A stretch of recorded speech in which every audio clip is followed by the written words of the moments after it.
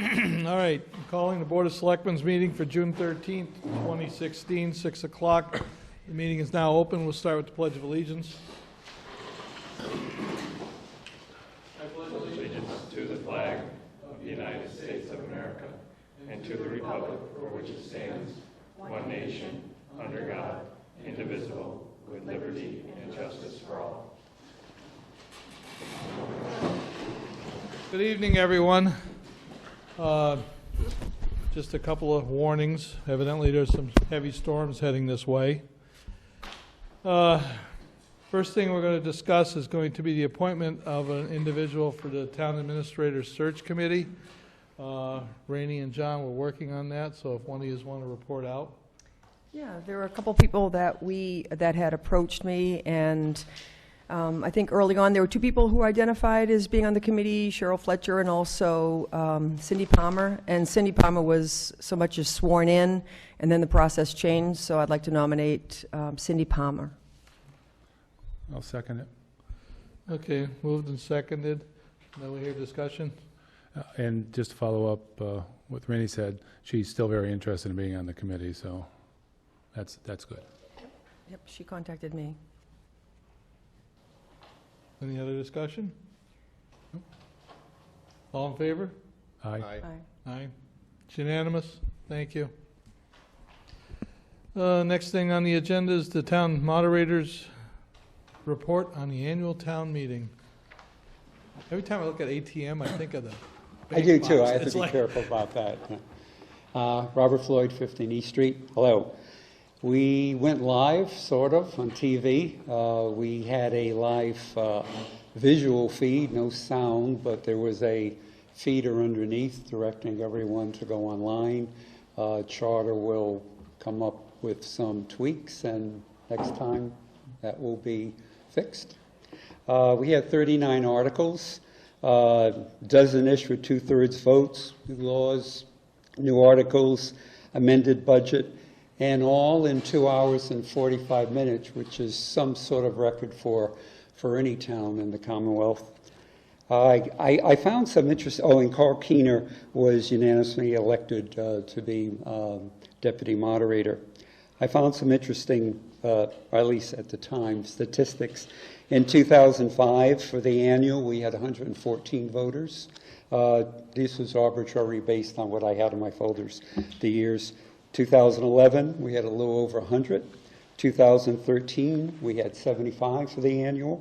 2015, 262, and this annual meeting, 244. So more attending than before. That's good. There was a TV camera there blocking the aisle. I had a police officer to remove the TV camera, and we invited them to set up in back of the room, which is always open for them. Article 5, this town moderator miscalled the motion to table Article 5. Here's the mechanics. A percent or so difference, yet the motion to table needed to have failed then. Although this town moderator has required all vote counts to be heard by all to follow at the same time, nobody caught it at the annual. Nobody challenged the vote. The town clerk recorded the town moderator's announcement of the vote, and the meeting was dissolved, and it was only caught after the town meeting was dissolved. 115 voted to table, 62 voted not to table. Had there not already been another main motion on the floor, the motion to pass over, take no action, would have been accepted and may have passed with the given vote count. So if you have a motion on the floor and the ball's in play, you can't motion to take no action. You can do that before the motion is made and seconded under an article. Same result. Had 3 voters voted yay instead of nay, it would have been exactly 2/3. And we don't need to know this, but when I sat down, I moved my papers. When I came back up, the paper that I had basically giving me a grid to work on, which is essentially if the yes votes are equal or greater than twice the no votes, a 2/3 has been achieved. And that wasn't staring at me, so. Article 10, motion to replace the budget, and Article 10 was accepted by the town moderator and passed by majority. Budget was divided in 9 parts, 6 passed by majority, 3 unanimous. Can I ask you a couple of questions Yeah, I'm on done. Article 10? Questions? The first one was, have you established a policy that anything that's submitted for town meeting has to be submitted to the town clerk by noon time? Announcement didn't go out this year, but that is the concept, yes. Because that's not what occurred this year. And that's true. That's true. Did you also establish a policy that there would be no increase in budget line items or articles above I what was printed? did, but what was accepted was an entire budget, not simply an increase in a line item. And I was very clear in determining that at the beginning of the motion for the article. And I'm reading this as it is written. Article 10, the Finance Committee would like to make a motion to amend Article 10, That's not my words. but was that not the motion at the floor? I don't remember. I I just am reiterating to you.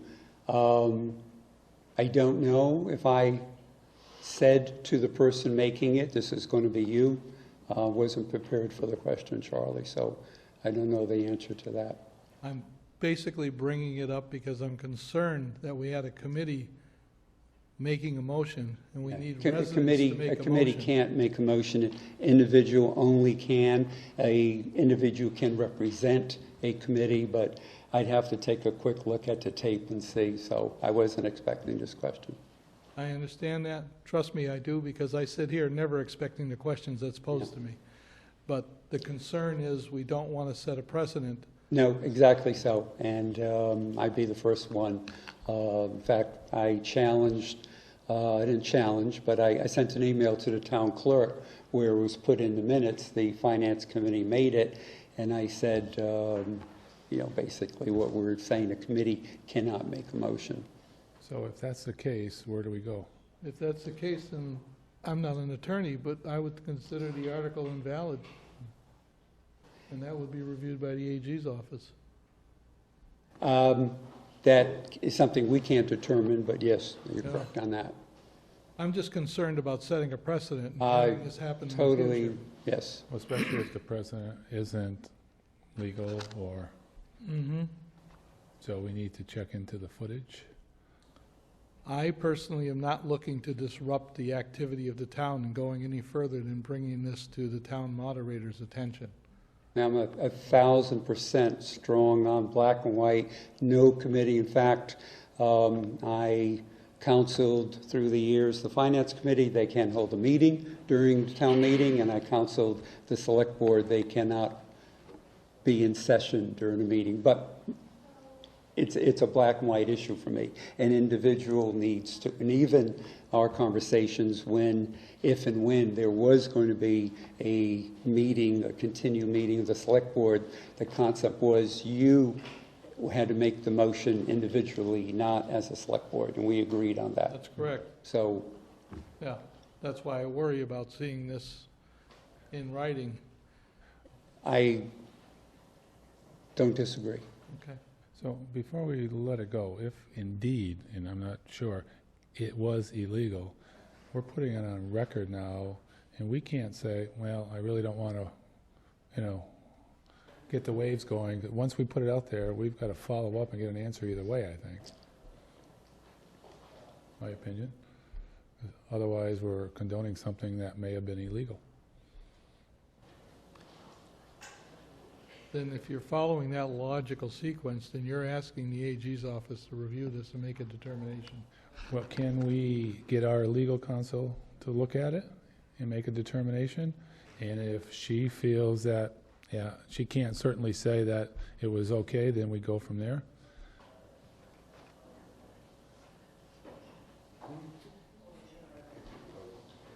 Yeah, this is all in, so, Well, Well, that's what legal counsel's for. You might want to just ask that question just to make sure it's proper. Yeah. And then come back and give our response so that it either closes it or continues it. Do you wish me or Bob to ask legal counsel? I do. I'm asking all three of you. Yeah, well, since it was brought up, we should make sure it's legal. So, validate that, that's fine. Then I will- Validate that, I would be, since I it's been will- brought up now. Either myself or Bob will contact Koppelman and Page and ask them to review it. Okay. Yep. And the article of the bylaw where the moderator must accept any amendment to an article, essentially anybody in the future that passes, that goes through, can make a motion to amend the budget and increase it 10% at the same time. Okay. You understand each other? Doesn't mean we agree on these things. No. But, Huh? all right. Thank you. Any other articles we have concerns with? No.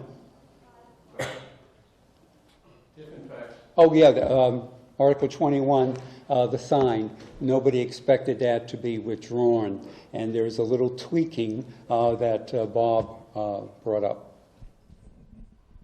We reported that when I think 3 articles were approved, the amount of remaining free cash would be $19,000 and change. One of those 3 articles was passed over.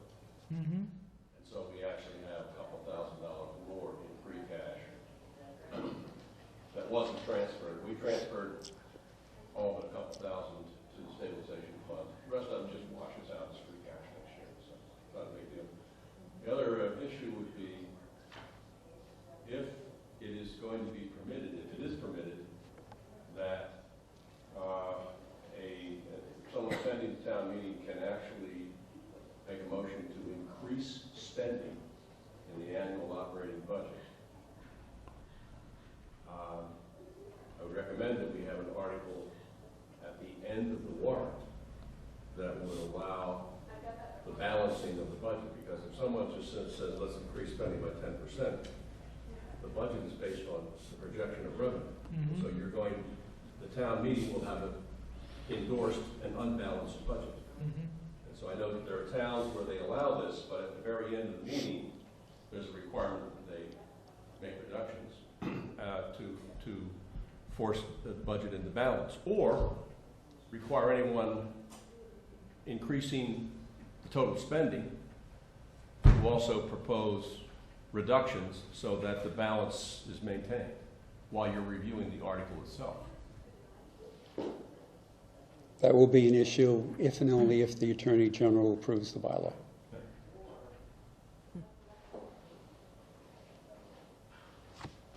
Thank you.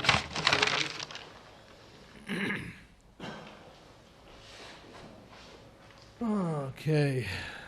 I'll never get used to ATM. Select board members, any updates from the board members?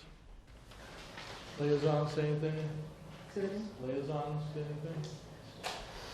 I attended the COA meeting, and they're in the process of reviewing applications for the director and also doing some adjustments of the position to have a little bit more stabilization of staff.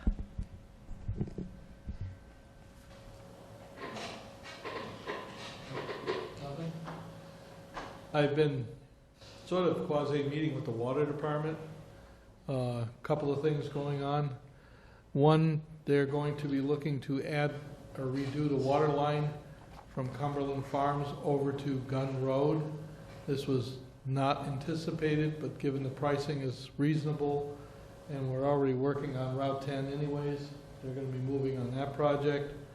We also have a discussion about the water line that goes under the river by the bridge over by Brickyard Road. That's an 8-inch cast iron pipe that flows under the river. Now, when the dam was flooded, there was plenty of sediment over this pipe, and there was river and ponding over it. Now there's a stream of water flowing over this, There's concerns of wintertime freezing, so on and so forth. So there's a meeting set up with DOT to discuss this. So this is one of those, just be aware of at this point. Whereabouts is it again? It's on Route 10, over by Sheldon's Ice Cream, that bridge. Okay. It's from what used to be Mr. Lowell's house, underneath the river there, and coming back up over by, I guess it was Howland's back then. Okay. And that was always buried in place, I'm guessing 1939.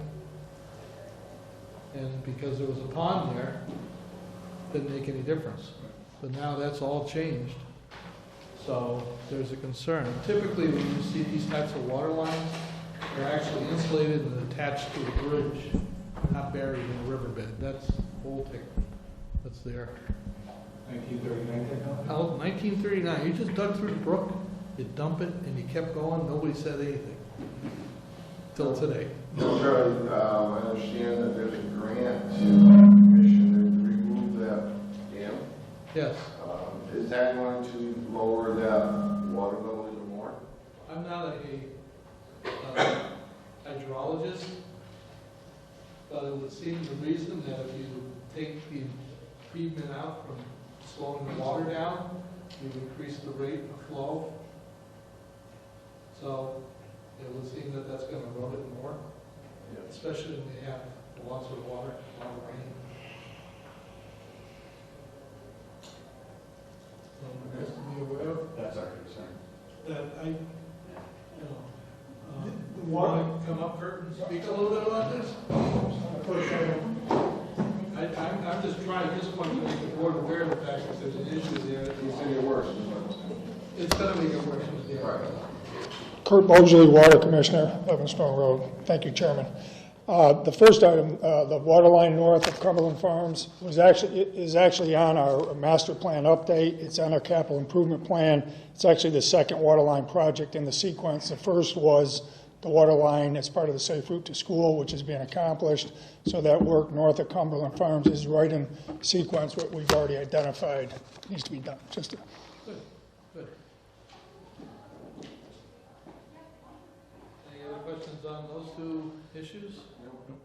All right, if not, town administrator's report? Before we jump there, just, we're on the Water Commission and they're down below, and would it be good if we skipped them up ahead, got them out of here? You want to bump the water commission? Oh. I'm just trying to get people out. Does the board feel like we should move the water department right away? Everybody okay with that?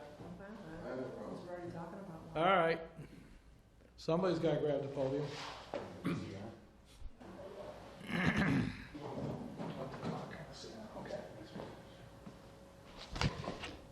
The Water Commission commissioners have 4 documents for you to sign that's part of the Cook Road acquisition project. Mark Wamsley from Kestrel has done a lot of work on this, and I want to ask Mark to get up and give you a few more details.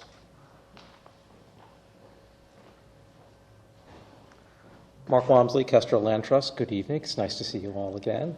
As Kurt mentioned, we have 4 documents. There are basically 4 closings that we have to go through to make this project happen.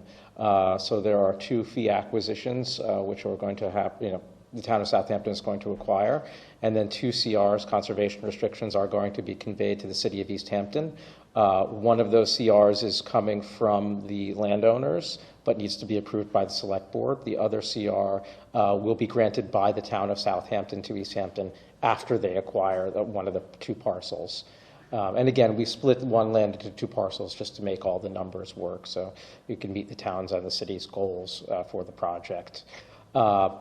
I've been involved with all the documents, but primarily with the conservation restrictions. They, for the most part, follow the state's template for a conservation restriction, which EEA supplies to people. I would say the only changes in there, or the most significant changes, are that we also need a DEP permit for the project. So they had a voice in the project as well. That permit hearing is this Friday. One of the wonderful things is, although there are 4 separate transactions, DEP has agreed to approve all of it under one permit, which just saves us time, makes it much more efficient, which is great. But so the changes to the standard state CR template, really, I think there's 2 that really jump out. One, there's a pesticide board regulation statement in there that they asked me to put in, as well as they had us pull back a little bit with the agricultural practices allowed on the property, because this is in the Zone 2 water supply, land. They basically have you pull back the language so it talks more about small-scale agriculture and organic agriculture. They didn't want basically a feedlot or anything else on there. They didn't want a lot of chemicals used. So you can certainly see the language in the CR. It's pretty plain to see. But otherwise, that's pretty much the update. We're hoping to still, if everything goes well, close on the project the last week of June. We're lucky. It sounds like we will get an extension in terms of submitting the reimbursement documents to the state. So again, the drinking water grant is a reimbursement grant. The town is borrowing kind of the balance, and then you show how, the expenditure from the town to the state, and then they give you the grant money in the end. Unfortunately, the budget was put together fairly tightly by me. I wasn't really thinking about the sequence of the closings. So the one small glitch there is that we can't close on everything on the same day. We basically need to wait until we get the state reimbursement to close on the fee purchase of one of the 2 parcels. It's really, that parcel will already be protected by a CR from Easthampton at that point, so it's only a $25,000 expenditure. All the money is there. We just need the process to work through to being reimbursed, so we can do it all. But the family will be receiving the majority of its money up front on closing before the end of the month. Obviously, the special town meeting vote is going to be coming up on the 22nd. We hope everyone who's listening and watching this comes out to reaffirm the vote. Again, it was a unanimous vote the prior May. So we hope that support is certainly still there, and Kestrel is going to help. We're going to send out a postcard to see if we make sure we get enough people there to support the project again. But any questions, I'm happy to answer. Stay at the podium. Sure. Okay. All right. What happened with the breakdown of the process was Bond Council noticed that the Capital Committee had not reviewed this program. So what happened was they wanted the Capital Committee to do this review. Capital Committee met with the Water Commissioners last week, and I'm reporting out that the Capital Committee voted favorably for this entire project. So that was the concern. That's been addressed. Tonight, we are going to be asked to sign the quick claim deeds and to sign the Conservation Restriction Acts. Once that's done, this sits on the table until June 22nd for the special town meeting at 10 o'clock in the morning. We need a minimum of 25 registered voters. Once that's voted or reaffirmed as a vote, because these have already been voted on by major town meetings and approved unanimously, then the town treasurer can put this forward, Mark can put his program forward, and it gets completed by the end of the month. Except for that one part you were talking about. Really 2 parts. Again, so we were originally told by the state that we need to submit the reimbursement documents by June 30th as well. It seems like they've given us some leeway. I haven't gotten the official, on that. But again, yes, the final leg of the project, we will need to get the reimbursement for the state for Southampton to officially acquire. It's called Lot 3. Any chance at all that we wouldn't get that reimbursement? No. We have a contract with the state. As long as the project goes as planned, we will get the reimbursement. So Well, if you don't hit there's a June 30th deadline. Right. we have to close by then, yeah. Doing now, yeah. If this 22nd special town meeting is not favorable, this whole thing is. Whole thing goes by. Yeah, it is an important, it's a reaffirmation, but it's an important reaffirmation. And it's not costing us anything. That's the key. It's not going on the tax dollars or anything. So No, that's no. why people unanimously voted for it. It's just good for both towns, Yep, it's using CPA money that's already been set aside. plus the grant money. Exactly, I yes. believe it was a third, was it? A third, yes, roughly between the Roughly, yeah. state and the 2 communities. You're getting a pretty good deal on a fairly valuable piece of land. And for the sellers are families. okay with waiting for that reimbursement? Yeah, we haven't really run it by, but it sounds like everyone's going It's to. not that long anyways. No. It shouldn't be very long, and again, it's, the whole project, the landowners are getting $1,050,000. The last parcel will be purchased for $25,000 out of that much, so hopefully they can hang out for that Yep. small amount. Yeah, they've been good so far, so I'm sure they'll be fine. Cross our fingers. So I would entertain a motion to sign the deeds and to sign the deed restrictions for conservation on all of these properties. Based on all the information we're getting from Water Commission and yourself, I'm fine with that. So I'll make the motion. Do I hear a second? Made and seconded. So basically, we're signing them pending that it's a successful 22nd. Pending the June Right. 22nd town meeting Doesn't authorize approval. it, it stops.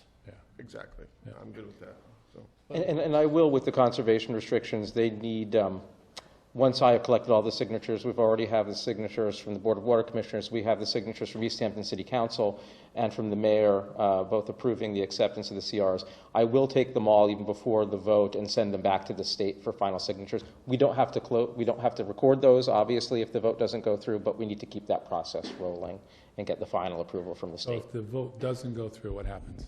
If the vote doesn't go through, the documents will have been signed already, but they're just not recorded and the project doesn't go forward. Okay. But we need the signatures in place, basically. I have a The motion. concern I was about the June 30th deadline and the closing that has to happen afterwards once the reimbursement comes. How long do you expect that to take? I have not heard back from the grant program yet. I'm guessing it's going to be a few weeks. I will reconfirm, and I can check back with Charlie via email and let him know, but it's been hard to kind of get in touch with the grant program officer to get definitive on that. But, we'll work very hard to submit the materials. That's the first step of that, is we have to kind of get our act together after the closing. We can't sit on our laurels. We have to collect all the required documents and send them in. So we'll do that as fast as humanly possible. Mark has a way of contacting me. So what's our, the short-term borrowing, are we gonna do, is it a 6-month or something? No, 90 days. 90 days, Yeah, okay, so that was what was discussed. 90 days, you feel comfortable that it should be no problem? Oh, yeah, that shouldn't be any problem whatsoever. All in favor? Aye. Aye. It's unanimous. First assignment for you, go get the town clerk. They have to notarize this. I will. Thank you very much again. The town clerk asked me to do it because I think they're going to the assistant. Takes 3 years to get the town clerk. Well, I just want to thank you all again for your support and for your flexibility on this. It's been a very complex project, Thanks for but all it's your very help, too. satisfying. So we're almost there. Yeah. 2 notaries in the town clerk.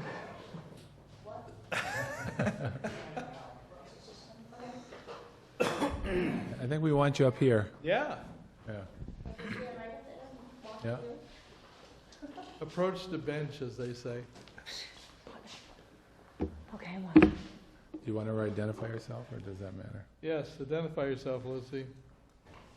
Yeah. everyone else Lucille Dalton, Assistant Town Clerk. Mark, you want to come up here for a second?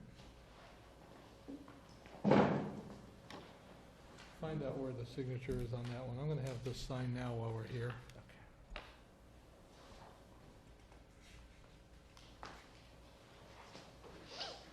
Do we need all of us, or just one? We all have to sign.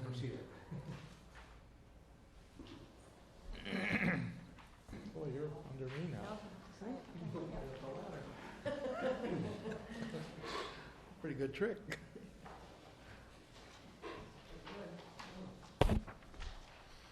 Better be careful next year you'll replace me. Okay, get that one over to them.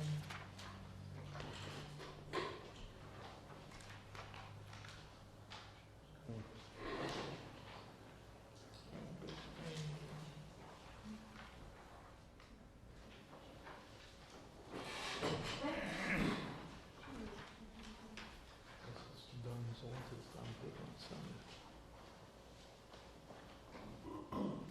There you go.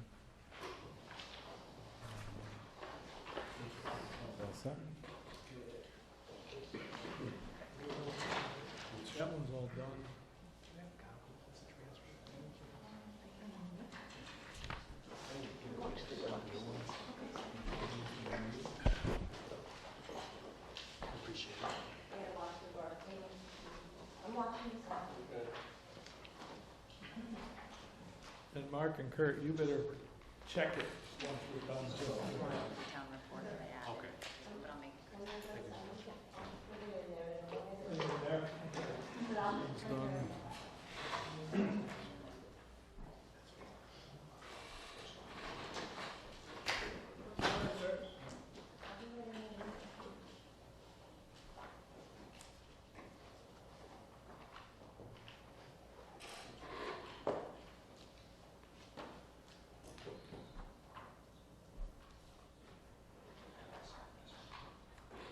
So you should have 2 deeds, and you're gonna end up with 3 restrictions. That's it.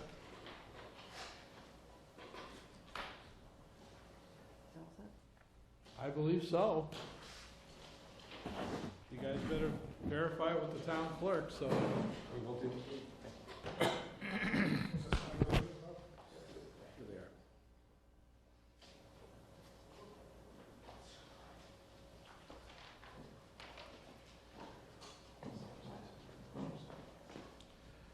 All right, I think we're just gonna move right along. Town administrator report? Administrative report. The selectmen have created a technology advisory committee because we have a person, Kim Florick, who is the technology supervisor for the Hampshire Regional School, who is going to conduct a technology audit for the town. She has asked that we have a technology committee. You've established it, but we need some appointments. I've asked department heads to step forward, but as of now, we don't have any volunteers. So Kim is doing really a lot of work and very good work for the town. Later on, I'll report on a grant that she's received for $84,000 that will benefit the 5 towns that are part of this group for document management as well as for online permitting. So this is really a terrific project for the town. We need to move it forward, and we really need to get some people to serve on the Technology Advisory Committee. Green Communities application, we met on the 7th of June with the UMass Clean Energy Group. There's a fairly complicated section of the application for Green Communities involving tracking of your energy use and coming up with some conservation measures. And so they are going to provide assistance to the town at no charge because they have a grant to do this, to assist towns in the region. And all in time, we hope to get our application in to the state by October, which is the deadline. So we have time, and they're going to help us out. We have had resignation because of this new issue of service on the Finance Committee precluding service on other committees. We've had resignations on the Bylaw Committee and on the Board of Health. Jeff Dugas and Francine Tishman have resigned, so we're going to have to make some appointments there as well. I have the financial, we're going to deal with the financial transfers later on, but this, I'm told by the accountant, is the first round, and we should have 1 or 2 more rounds as we get near the end of the fiscal year. And we don't close the books right at June 30th, we close the books 15th of July. So we'll have another couple rounds as we get towards the end and have an understanding of what funds we have available and where funds are needed.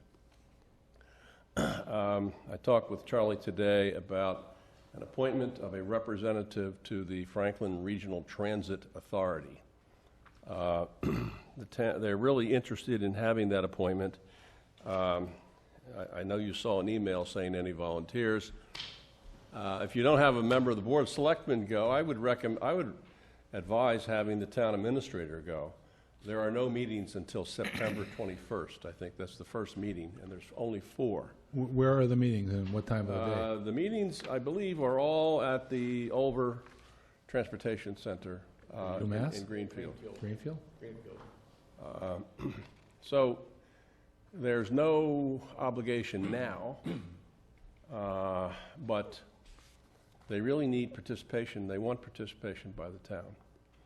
And Are they during the day or in the September evening? 21, November 16th, March 15th, 18, and May 17th, 2018 are the 4 meetings that are coming up.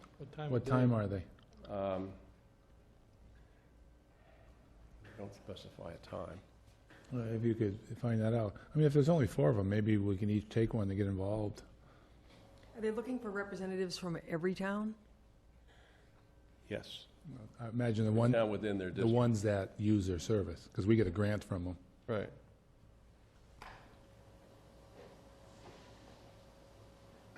I will tell you, in the past, it was the town administrator followed up on it.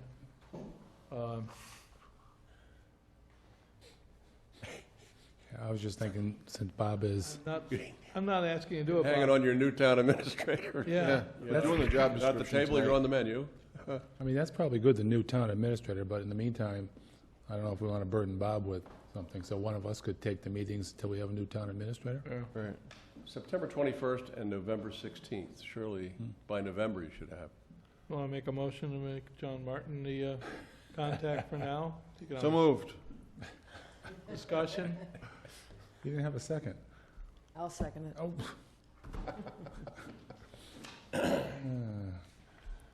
No discussion, thank you. Oh, we need is a vote now, Charlie. All in favor? Aye. Abstain. Unanimous. It's unanimous. Good job, John. Thanks. Thank you, Jim. Look, if it ends up, you can't go because it's a work day or Well, you're something. 3/4 of the way there at UMass. Yeah, you're pretty close to it, that's right, I forgot about that. You trying to justify you shoving me on there? Yeah. Yeah. I got MPO. So I distributed copies of the town master plan implementation committee's quarterly report. Hank Barton, the chair, brought that to me this morning. He is resigning, but wanted to convey to the Board of Selectmen that he thinks it's very important that the committee continue and that they make quarterly reports, because this is a way of disciplining town departments to move forward with various parts of the master plan that they're responsible for. So I'm you'll a- need a new chair. Yeah, I'm the rep from the board, and he's done a great job getting everybody together, and if you don't do what's needed, he stayed after you and kept you going. And it was an interesting meeting, to be honest. So, we do need to replace him. So the Community Compact Cabinet IT grant, which I just mentioned earlier, will involve the towns of Williamsburg, Westhampton, Chesterfield, Goshen, and Southampton. They have money for 2 projects. One, to establish a document management program for the 5 towns, run out of the city of Northampton's IT section, where they have a very large server that can accommodate all 5 communities. They're having a demonstration of the project on Thursday of this week. It's at 1 o'clock, Northampton Town Hall. I talked to the chair about having, since I'm not here that day, having someone attend, and just to see what it's like and come back and explain to the board. The second part of the project is going to be online permitting. They also have a grant for that.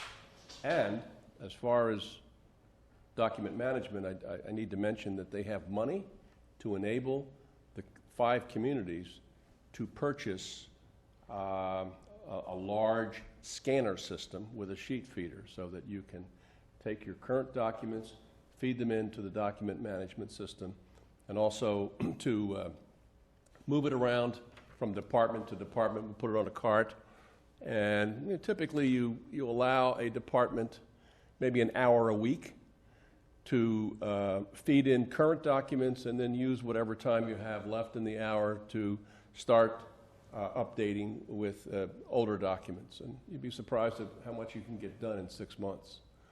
And so this is a solution to the exploding paperwork in town government. And anybody who walks into any office can see filing cabinets along the wall. And clearly, we need to come up with something better, and this is really ideal. It is going to be, the software is provided by General Code, which is a long-established, very reputable company in Rochester.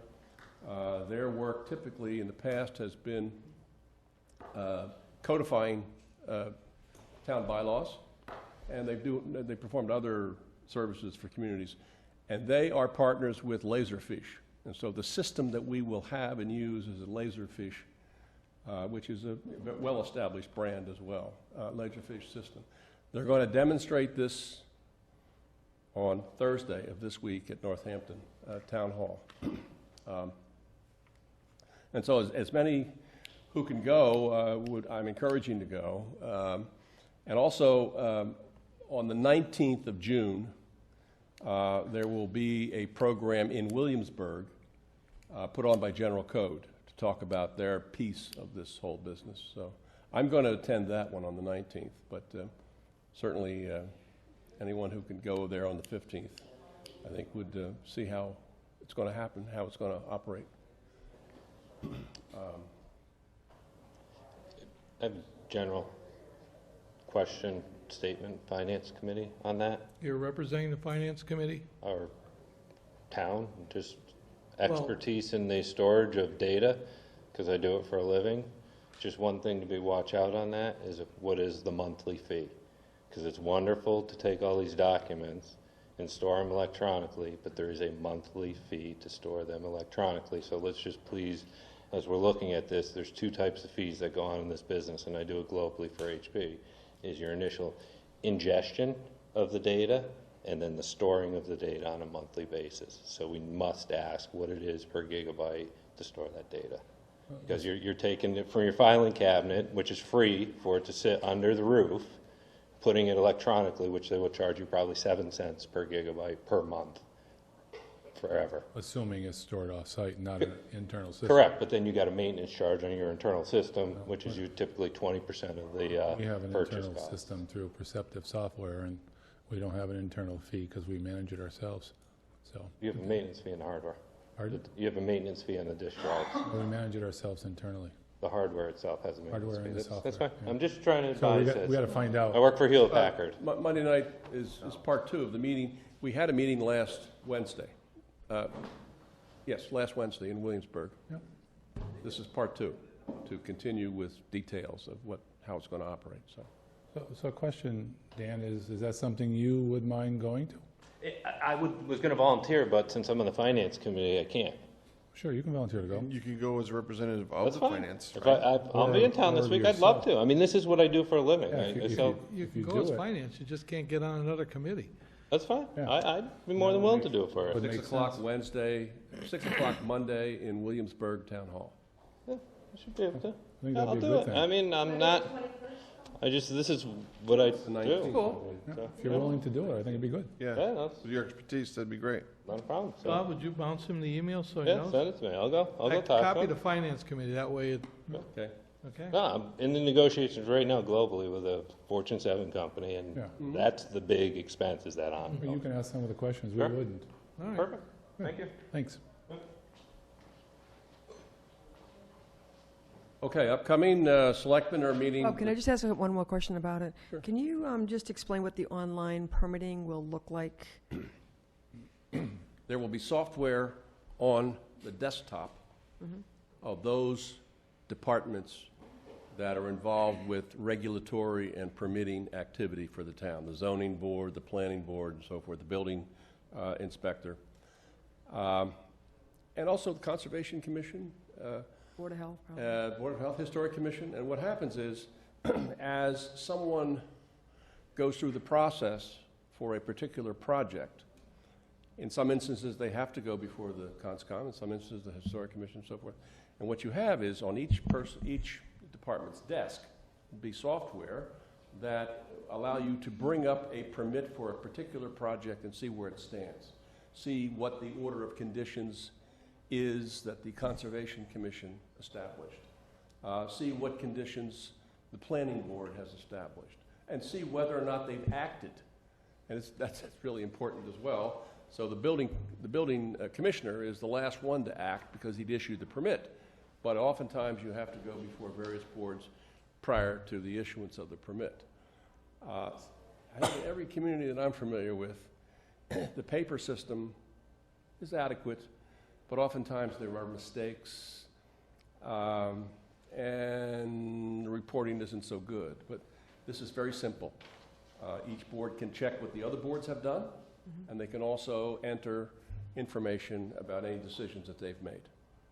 So it streamlines the process, and I think eliminates a lot of errors.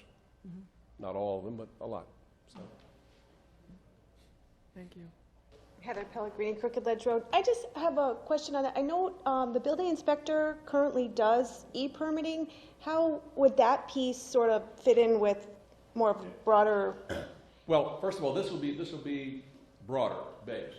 The e-permitting system that we have right now is fine, but it's limited. This is going to be a broader based, extended to all departments. There'll be a training period and so forth. So it's not going to be that much different for the building commissioner, but it will be different for other boards. So. On the building commissioner one, I mean, it's the permitting process coming in, but currently departments can't go into his database from their desktop, so this will expand that. If the question is, has a permit been issued? They'll have to go down.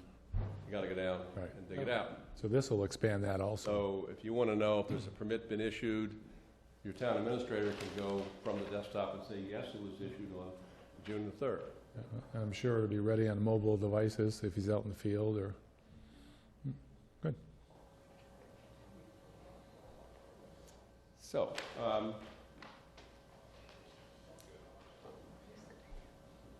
that answer your question? Yeah, thanks.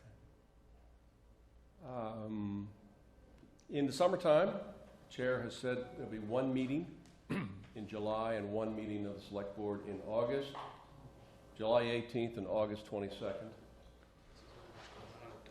Excuse me. Tomorrow morning at 10 o'clock, meeting of department heads here. August 22nd. August 22nd and July 18th. Okay. Just making sure I heard what you said.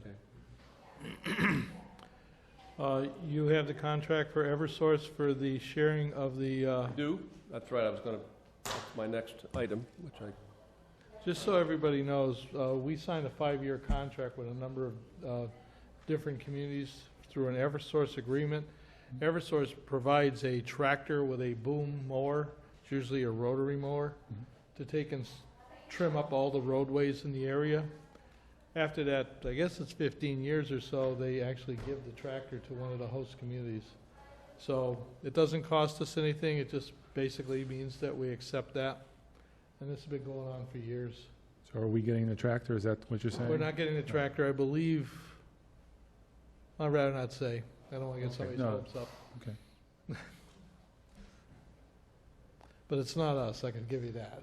Okay. So it's basically just a mechanism so we get a tractor to use without having to burn down our own equipment. And Randall, I know, is okay with it, so. Oh, Randall's been pushing me to get this to go. The document, please.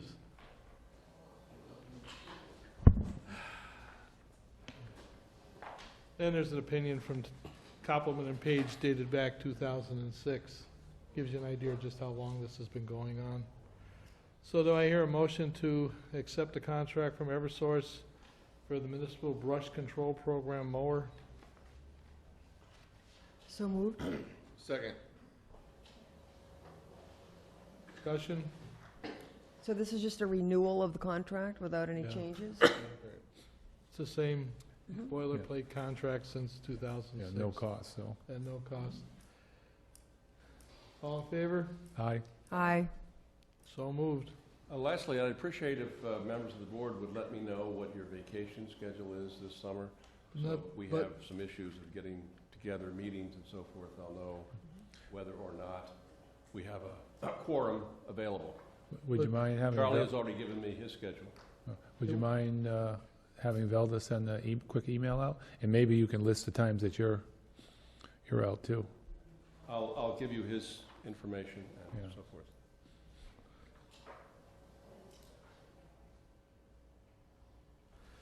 All right, here's the contract, Bob. Would you please make sure it goes to the right people? Vicki, I assume you get a copy of this somewhere in the process. I would need a copy, yes. You want to go into the disclosure forms? Yes, you should have that in your packet. We have disclosure forms from the, you got your packet early, Charlie. I don't know if it's in I got yours. 3 of them here. Okay, yeah, it should be 3. We have disclosure forms from the highway superintendent. Oh, yeah, I saw that. It's basically that they're doing. Also, included with that is the request which came in last time, which you didn't act upon, for vacation carryover. I don't see that form here. There is not a form, It's just a vote? just a vote. We'll take care of the processing. All right, I was sitting in on the personnel board. The personnel board reviewed it and okayed it, so it falls back to us. Actually, Uh, they did, Yeah, you did bring that, didn't you? You brought Yes. that. Yeah. They were forwarded to us. Okay. We signed them. Yep, all right. They were forwarded to us, the originals. you know, There's an extra signature. an extra signature never hurts, right? So, anyways, that and there was another one, wasn't there?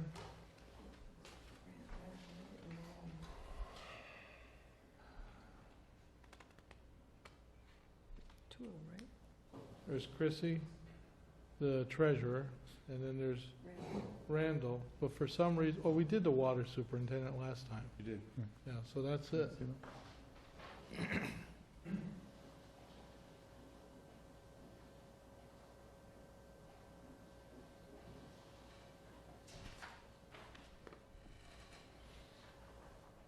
Well, I guess the storms that we're going to have haven't made it here. Hope the weather cools down a little bit.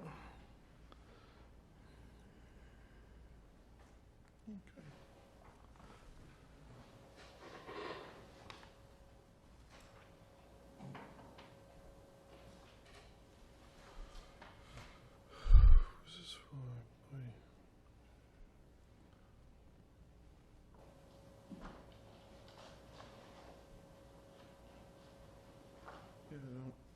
Nothing there, yeah. I have no problem. I guess my only question, because we want to make sure we do this the same every time, the request from Christie doesn't give a reason. And we've sent these back before because there's no reason, and the policy states there must be a valid reason. So, not that I'm against it, but I don't want to process it without the proper reason. I believe there was a There's a reason. reason on there. It's planned for the month of August before my children go back to school. Is that the She's reason? a planned vacation, I think, is the reason. My vacation is planned for the month of August. So it should be a valid reason, a work reason, not because you plan your vacation. I just want to go by. Children that are in school. No, I just want to go by the rules so that we have it. I'm not against it, but if we approve one without, because we sent one back, I think, last time. Nothing against children, but if we Hi. can Hi, Vicki. maybe have it filled in. I guess my question would be, we're going to let anybody that has a valid reason carry vacation over, because that used to not be the premise. It was use it or lose it. Maximum 1 week, and valid, I think, is the word. I'm just asking because that hasn't been past practice, and so like Joyce is trying to like furiously use her last days, because if she doesn't use them, she loses them, and she was never able to carry them over in previous years. Well, we know. So I'm asking if we've changed, kind of. We recognize Joyce's workload. All she has to do is ask. Oh, because previous years she couldn't ask, because the only people that were really allowed to carry them over were highway, water, I don't police, think that was a whatever. policy. It That was was always, kind of I don't know if it was necessarily written down. I'd have to go back in the book, but it was just kind of past practice, and yeah. so Yeah, I'm just always a asking the valid question. reason. That's all. Yeah. It's fine, I'm just asking the question, so. I don't have an issue for somebody that has children that's trying to take time off in the summer to try to make this work for them. I'm not either. I'm just saying, if we have a policy, we at least need to have the backup policy, because Right. once you open the door, it's open. I'm gonna be the hard guy here, but not because of the reason, it's just because we've got a policy that should be followed. If it's a personnel policy. Well, here's the dilemma. If we do not approve this tonight, our next selectmen's meeting is the 27th. Okay, is she here tonight by any chance? I have no clue. Okay. Well, I think part of the issue, she probably does what I do. You save your vacation because of the kids get sick, they have snow days, and then now you're stuck and you're in June and you're like, oh, I have a week left, and other people are taking vacation, so I think that's kind of where she probably got stuck like some of us, so. No. Again, you can paint me as a bad guy, but if we've got a policy, I think I'm not you personally. But I can be overridden. Yes, you can. Do I hear a motion to accept Mr. Randall Kemp's 40 hours? Oh, I'm sorry. I got an email about it, but I haven't actually Okay, seen it. I'm sorry. Sitting in the middle here, I lose track of who sees what. Yeah, he doesn't give a specific, but it's a general. Yeah. It's very similar. And we know his workloads, and so, Yeah.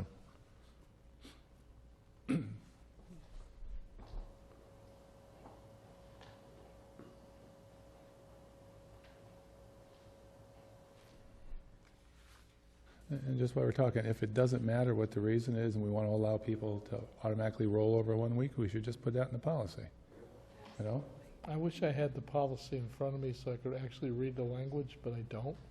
Would love to hear exactly what the language is. I'm looking for it right now online because I've worked for a company, you can roll a week over every year. You don't need a reason. You have to use it within the first quarter, but you can roll it every year. So I'm curious as to what the delineation is, because anyone can say they're busy to roll over a week, and then the conundrum becomes then you're going to tell someone, Michael Rosenberg, 144 East Street, Finance Committee, then you're going to tell someone that, well, no, you weren't busy enough to roll over your vacation, when you don't actually manage that department, you don't necessarily see the full workload. So I think it may be a sticky point if we, you'd be better off having a carte blanche policy. You can roll over 40 hours. I agree with you. I agree with you. But if the policy has been. That's what we talked about in our finance meeting. Yeah. There should be a policy, not subjective policy. So has PQB approved this? Yeah. Yes, So they probably already looked at their policy and agreed that it Personnel board meets. approved this already. So, Finance, who doesn't review it, reviewed it and approved it. If you don't let them roll it, you probably got to pay them. Yeah, well, we had this last meeting, and we actually read the policy, and the policy is a legitimate reason or a valid reason supplied. So again, that's where the subjectiveness comes into what's a valid reason, so. So if it says legitimate or valid, then let's go with the legitimate and say, okay. I work for a government agency that allowed me to roll over 4 weeks a year. Yeah, and there's some that you gotta use it or lose it. It depends what the policy is, so I guess we need to make sure we clarify our policy, because if there's people out there that are afraid to come in because they don't think they qualify, that's not fair either. Yeah, it only really happens once. You only got that 1 week. And you can't max it out at any more than the year plus a week, so it automatically corrects itself. Yeah. right. I just think that this is the kind of thing where it can cause a lot of problems within town hall in terms of people having special circumstances where other people don't. So I just think it's important that we be consistent in what we decide to do. I can see the advantage and disadvantage of it. I don't see the reason why somebody would be allowed to carry it over, because the demands of the job, I think the demands of the job mean that you should take vacation. And unless there were unusual circumstances like an interim or changes in the department that necessitated consistency, I think that it's better that we stick with the rules. And the rule says valid or legitimate, and we're back to that. And that's interpretation. Exactly. It's not clear. So, with this discussion, I am going to say going forward, why don't we just go on the lenient side? And if there's a reason there, a request, then we approve it, because it's only 1 week. It only happens going forward once. Like I said, it's self-correcting as you go. You can't carry 2. So if you get 4 weeks, you got to take 3. And it does what you're talking about, making people take time off in order to get relaxation. So Was that a motion? it was a conversation, basically.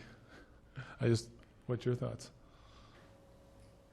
Yeah, I think it's it all goes down to interpretation, and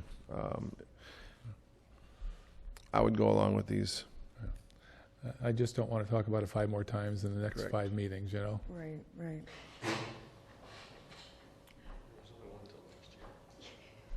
So I think that request submitted to the PPPB should include a reason if that's what the policy is, so that by the time it comes Right. here, we're not debating that. Right, if PQB approved it, then I'm happy with it, is where I stand. So maybe we use that as our threshold. They're in control of the policies. If they recommend it, then we're fine with it, unless we see something out of the ordinary. And if they kick it back because it doesn't meet the policy, and we'll never see it.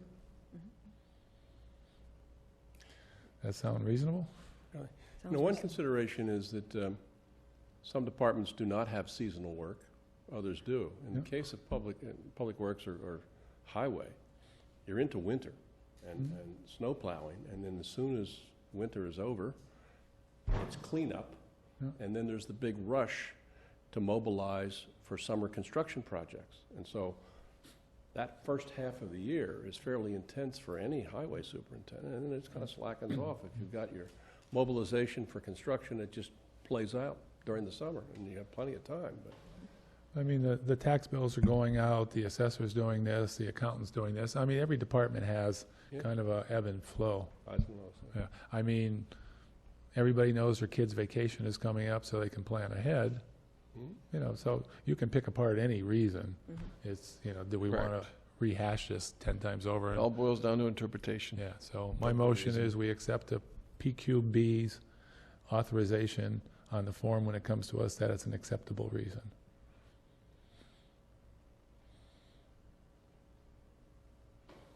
I'll second That's that. my motion. Okay, you got a second there. Did you second it? Discussion? I did. Okay. All in favor? Aye. Aye. And now I make a motion, we approve these 2 individual ones. Second. Discussion?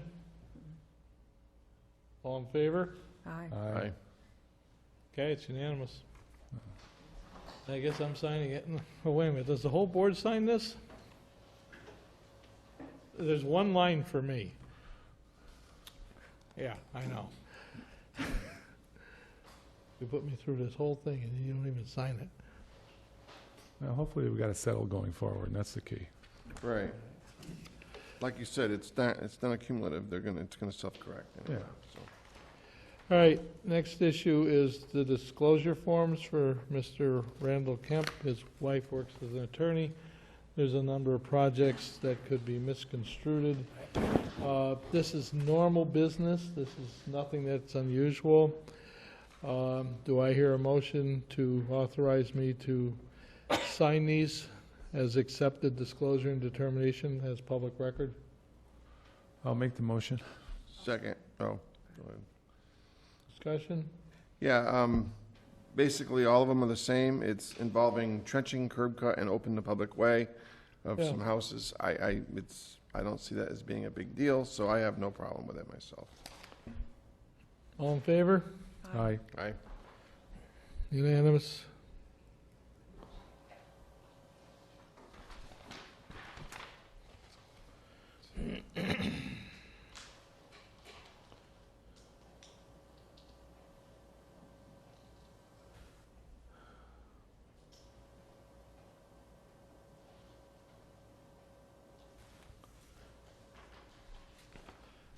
Get that to Bob, please. Okay. Yeah. Bob, there's nothing else in your packet that I and you no, don't- but with regard to the EMD report, we're trying to arrange a meeting with the incumbent director. hoping it'll happen Monday, to talk over a lot of issues and see where we're going to go with this department. All right, moving on to the next item, special town meeting. We've already had the capital committee's report. Special town meeting is June 22nd. That's a Thursday. It's at 10 o'clock in the morning in this building.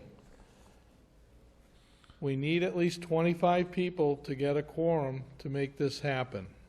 Basically, we're voting on the articles that have actually been voted on unanimously in the past town meetings.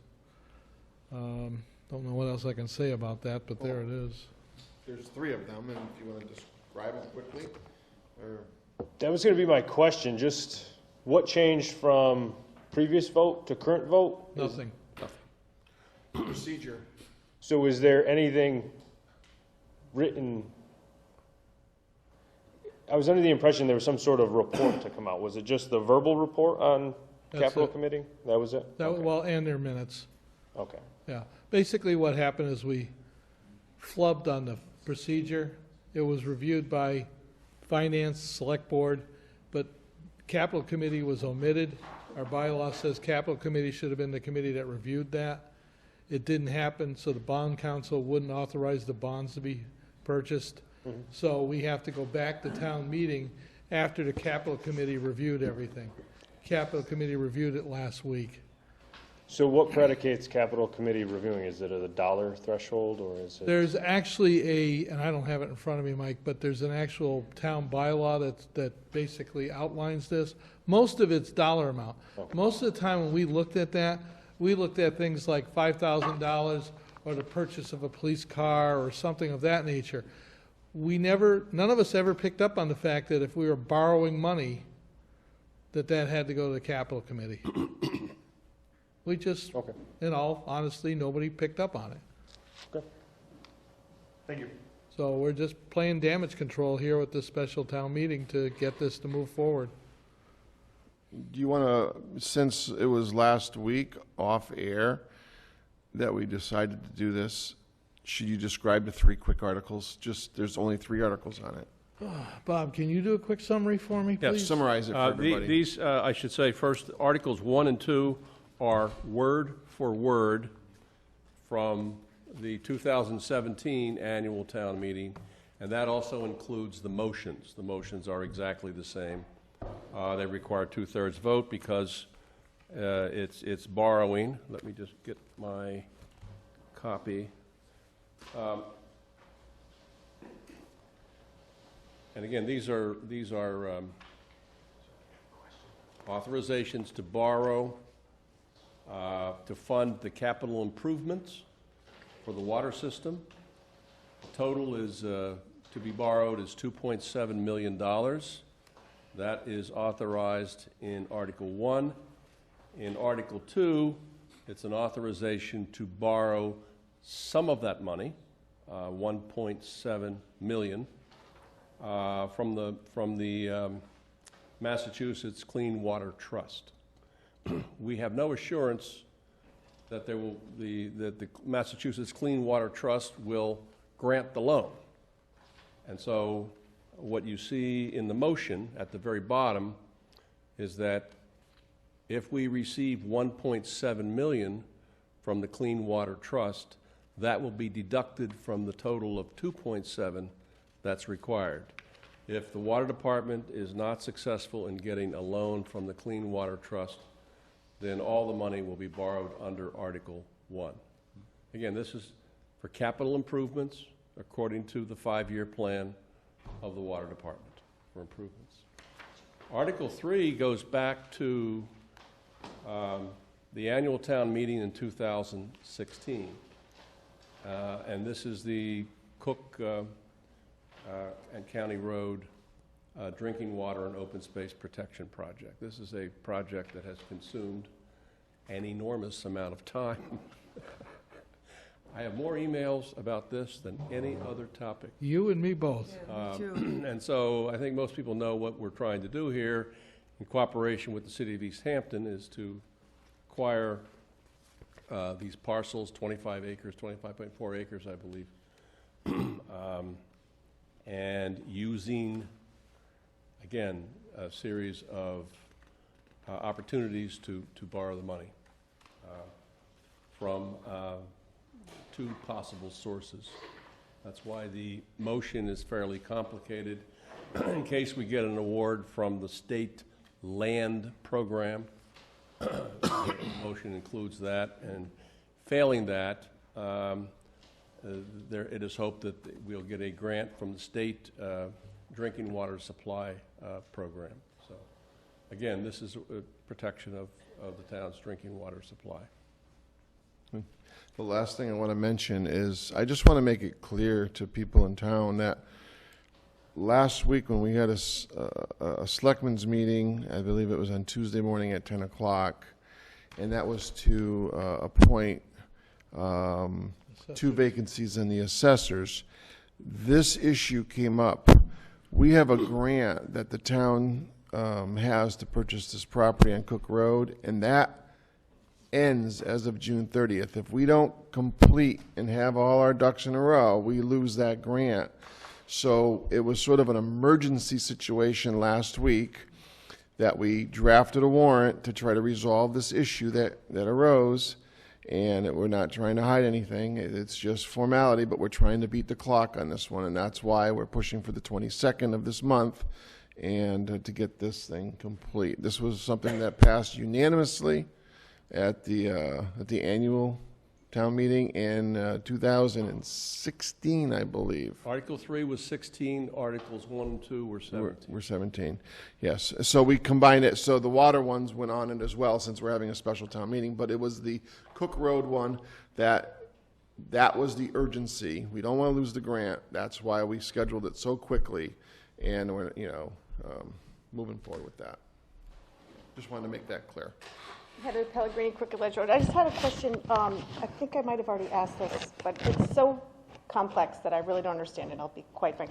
I just want to make sure that any borrowing that is going to take place with any of these articles, is that strictly to be repaid by the Water Enterprise Fund? Okay, thank you. And is Article 3 as well? It's a grant. But in the event that, yeah, Article 3, the Cook Road is a grant.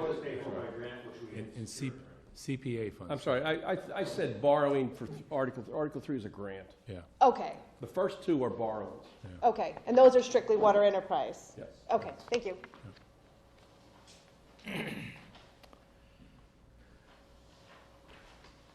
Okay, anything else on special town meeting? Well, before we switch over to the finance committee and stuff, I want to remind everything, we also have a special election going on in town. This is for Prop 2.5 override for our schools. I haven't heard much of any conversation about this. I don't know what's going on. But people, please, you need to come out, you need to vote on this. This not only helps the school department, it actually helps the town in a whole, because it actually affects everybody's budgets as the years go by. So please vote in favor of this. And that is the 29th, and that's from noontime to 8 o'clock in this building. Well, we have a lot going on before the 1st of July, don't we? All right, that said, anything else? I'm going to move it to the Finance Committee, update overview of the May 16th ATM meeting. Mike? Michael Rosenberg, 144 East Street, Finance Committee Chair. I actually did not necessarily want to talk about and rehash the annual town meeting. It's more about going forward. How do we adjust the process going forward? How do we work better as a group? In my spare time, unfortunately, I do read budgeting books and policies and practices and some of those documents for local towns. So I come across documents that are useful for what we do on the committee, useful for the select board, and I wanted to share one that I came across recently. It's called Recommended Budget Practices. It was from the National Advisory Council on State and Local Budgeting. It was from the late 90s, had a large group of individuals participate across the country developing municipal, local, state budgeting practices. It gives a 12-step program, the 12 elements of the budget process. I want to go through those quickly and then just hit a couple quick points. So the 12 elements of the budget process: establish broad goals to guide government decision-making, assess community needs, priorities, challenges, and opportunities, identify opportunities and challenges for government services, capital assets, and management, develop and disseminate broad goals. Second group here is develop approaches to achieve those goals, adopt financial policies, develop programmatic, operating, and capital policies and plans, develop programs and services that are consistent with policies and plans, develop management strategies. The third group here, develop a budget consistent with approaches to achieve those goals, develop a process for preparing and adopting a budget, develop and evaluate financial options, make choices necessary to adopt a budget. And the final group here is evaluate performance and make adjustments. Monitor, measure, and evaluate performance. Make adjustments as needed. So it's very short. I'll forward it to everyone so they have it. It's in I think a 90-page document. Okay. But those are the things that we fell short on, and I think we've fallen short on at least as long as I've been on the Finance Committee. We hit points of those 12 steps, and we do real well, and then we fall short on others. And this may not be the exact process we should follow, but we should try to do something close to this, right? It's an escalating process. It starts with one piece, and it builds, and it builds, and it builds, and at the end, you measure your performance. You see how well you did. That's the point of it. We need to do better for FY19, I think, for the budget process as a whole. We should work on controlling costs, participate in CBA contracts, the school CBA contracts. Right now, I think there's some being negotiated at Hampshire. Is anyone participating in those? Because the school has the right to participate in those, the town administrator or member of the select board. So when we're not happy with the increases the school departments are getting, it's partly on us because we're not participating. You're not sitting at the table. You're not going over those numbers. You're not offering the financial outlook the town has versus those CBA increases. So if we don't participate, we can't judge after the fact that, oh, these positions are going up and we can't do anything about it. You can and you should. It's your right to do that, to sit there. Reduce expenses. I bring this up too much since I've been on the board. Consolidation of departments to share resources. We're a town of 6,000 residents. We're on this weird tipping scale of services. What do we need? What do we not need? How do we consolidate them? There are low-hanging fruit you can grab to help bear the burden of some of these costs. Think about an actual financial department with the accounting, the treasurer collector, the assessor, all working together in a department, sharing administrative resources. You'd cut down on the shuffling of admins we have over the last 2 years. You'd be able to cross-train. So when one is out on vacation, one can help in the other department. It makes sense, right? You'll be able to limit some of those emergency hires down the road. If someone's out, you have people that can help fill in on those. Department of Public Works. I've talked about this since the day I've started. There's been studies done in this town saying a DPW is a good thing, and it's something to look at doing. We have a highway department, and we have a water department. Our water department is growing. It is growing outside of the highway department. Not to their fault, they're filling the need of the town. But you should capitalize on those. Utilize the two departments, share resources, share FTEs. It works on call-out situations, emergency dig-ups, water main breaks. You can work those two departments together so that you're sharing resources and helping to cut costs. Health and building, inspection services. We've always had, at least since I've been here, this sort of churning in the health department. Now's the time to look at it with the health department and the building department. Is there a way to have two, we'll call them agents, in a shared admin instead of one-on-one? The building inspector, and Charlie knows this, can very well be trained to be a code enforcement officer, right? They could do... It's a difficult training. CMR was 122, whatever it is, right? It's not that difficult to do some of those inspections, and those are ways you can work around that. You can help ease the load. You can justify increasing someone's hours by working on those things. And you may provide some more stability with a little more cross-training there. Raise revenue, somehow, some way. I don't have the answer. I don't think anyone in this room has the answer. But just being mindful that we shouldn't price ourselves out of our own town that we live in. And equalize salaries. Adopt a policy. Adopt a plan, a staggered plan to equalize salaries. You need to have a plan to succeed. We don't have a plan, and we just put the numbers in that budget for the request that we don't know what next year looks like. We haven't forecasted revenues. We haven't forecasted expenses. We don't know what that's going to be. You're looking at $150,000, $200,000 in salary increases for next year, CBA related to the school and possibly here. That's a big chunk. We know about it today. So we should be working on it today for tomorrow. These are all priorities, and they're priorities for me, they're priorities for the Finance Committee, some if not all. They should be priorities for everyone here. We should be working on them now. We shouldn't wait till October for me to send another email that we should start working on the budget, which we don't start till January. We should start working on them today. I'd like to suggest that the finance team, comprised of the Select Board, the Finance Committee, the assessor, the treasurer, the accountant, meet throughout the year. They meet throughout the year to help get some of these goals, because I see your agendas every week. They're full.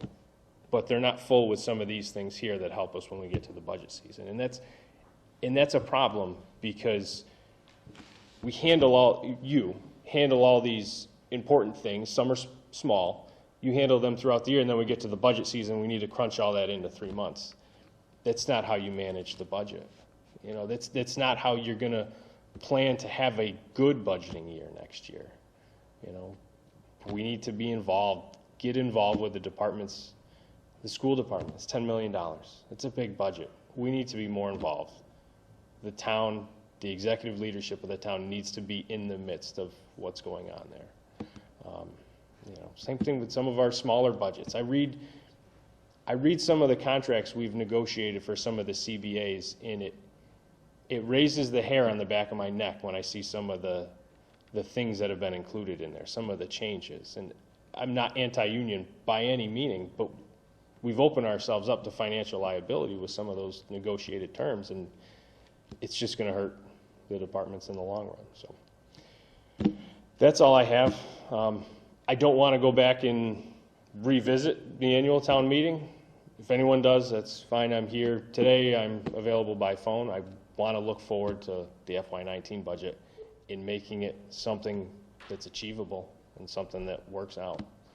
So that's all I have. Any questions, comments, concerns? I mean, I think the idea of taking the finance team and meeting on a regular basis makes sense, because we have very limited time in between. So, but some of those ideas and suggestions could come straight from the Finance Committee up to the town administrator or the Select Board. You know, it's reading off a list is great, but if we can get some of those going, I think that would be great. And the finance team seems to make a good vehicle to do that.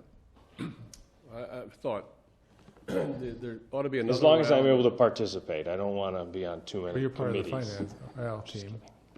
I think there'll be another round of community compact grants coming out. And I know a number of communities have used a community compact grant to enhance the budget process. And there's an easy goal. About 24 communities in Massachusetts out of 351 have achieved something called an Excellence in Budgeting Award from the Government Finance Officers Association, GFOA. And more of them are getting it. It used to be we had like half a dozen. Now it's probably more than 24. And what they do is take the compact grant, bring someone in with that responsibility to try and bring about overall improvement in the budget process and in the budget document. And I think getting one of those awards would be a real plum for the town. But I'm not sure you can do it given the daily responsibilities that we all have. And Mike has just pointed out, you're weekly responsibilities here. I mean, the agenda's up to your eyebrows. And what we do in between, when we get a new town administrator, I think we talked about it, Right. is that person should be able to take a lot of this stuff off. I mean, I personally don't want to hear another dog issue or, or a vacation request or anything like that. That should go to a town administrator, and we just deal with the quote-unquote more important things. And I know I'm saying that wrong, and somebody will have a problem, but we waste a lot of time. But I like your idea, but it shouldn't preclude us having the finance team start the process too. They can work in conjunction. If we get that certification or a grant or whatever it is, that's great too. But you got to start now. And piecemeal, yeah, it would take, if you started now, it would take 2 to 3 years to get the recognition of GFOA. We don't want to wait that long Very for the... complicated, and the steps that Mike mentioned are their steps, basically. That's where I've seen it before, those 12 steps. So. Yeah, it's nice to say plan for all the increases, but we only got so much revenue, and the revenue is projected. So no matter what you plan for, it all depends on how much money you got coming in. So you got to adjust on your feet. I'm curious where you say the CBAs or stuff that we gave away is going to hurt the town. I remember being in those, and I don't remember anything that would fit that. You're paying your highway workers to plow during straight time. You're paying them time and a half during their core 8 hours of a day if you close City Hall. It is part of their job responsibility to plow during snow events. So if it snows and City Hall is open, they get straight time. Correct. If it snows and City Hall is closed, they get time and a half. Correct. Just for that time that we're closed, during the hours that normally open, which is, what, 8:30 to 4 or whatever? So if 3 hours, they get paid for that 3 hours, because otherwise, as a town employee, they should be able to go home too. How many times do they come in for 3 versus plow for 8 or plow for 16? Well, if they come in at 3 and it's during the shift, they don't get time and a half until they hit over 8 hours. Their contract says if City Hall is closed, Right. and they were to come in at 7 o'clock or 8 o'clock, whatever their hour structure is, Yeah. they're on time and a half as soon as they start working. 7 to 3:30, the town hall, that's their job shift, I think. Town hall is what, open 8:30 till? 30, so Right. 4. So until we close town hall, that doesn't come in. Right, but every day you close town hall, you pay them time and a half to do one of their normal job descriptions. Right, and we consider how many days we closed in the last 5 years, and we came up with 2 or 3. Couple of. Yeah. That's not the point, though. So it's not a, But we're getting off track. I don't want I to... don't want to get into a debate about contracts. No, but that's the point, though, right? I mean, Point's taken, Mike, but I don't want to get. Is it really? Is it really taken? It is by me. Because not one person has participated in the Hampshire Regional CBA agreement since I forwarded the email. Am I wrong? Yet, I can listen to individuals complain about how the school individuals are increasing their salaries and driving up costs to the town, and the town has to bear it, but you're not participating. When liaisons came up for Norris School in Hampshire Regional, there were crickets in the room. It's $10 million. That's the majority of our budget. That's not true. That's not true. Shannon Cutler was the liaison to the Norris School, and I wanted to be the liaison. I'm going to the meeting on Thursday night, and I offered to share it with her. And I was the one that noted that there wasn't a liaison to Hampshire Regional, and so we agreed to share that. So I don't think there was silence in the room at all. Yes, there was. I questioned why I there yelled was from the back room. I questioned why there was a liaison to Norris and not to Hampshire Regional, and so I asked that Hampshire Regional be added to the liaison committees, and we are sharing it. And if you, Bob, if you let us know, and they let us know when the CBA agreements are, we can go up there. I'm just trying to avoid the issues, to get ahead of some of these, to actually plan. Well, I do think it's a good idea to have a meeting in the fall with the groups that you had mentioned, the select board, the Not the finance, fall. the assessors. The budget is a Ongoing. year-long process.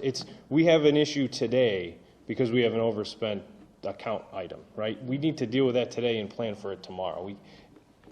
We can't just meet in the fall, because we try to meet in the fall and then we push it to the winter and then it's budget season. We've been You had talking, said that it didn't start until January, so in terms of budgeting for the next year, I thought that fall would be early enough. Certainly, we're not going to not deal with budget issues until then.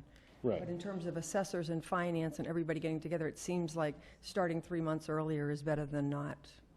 And what we've talked about, which I think we're both going to agree on, is we need to hold the departments to their budgets.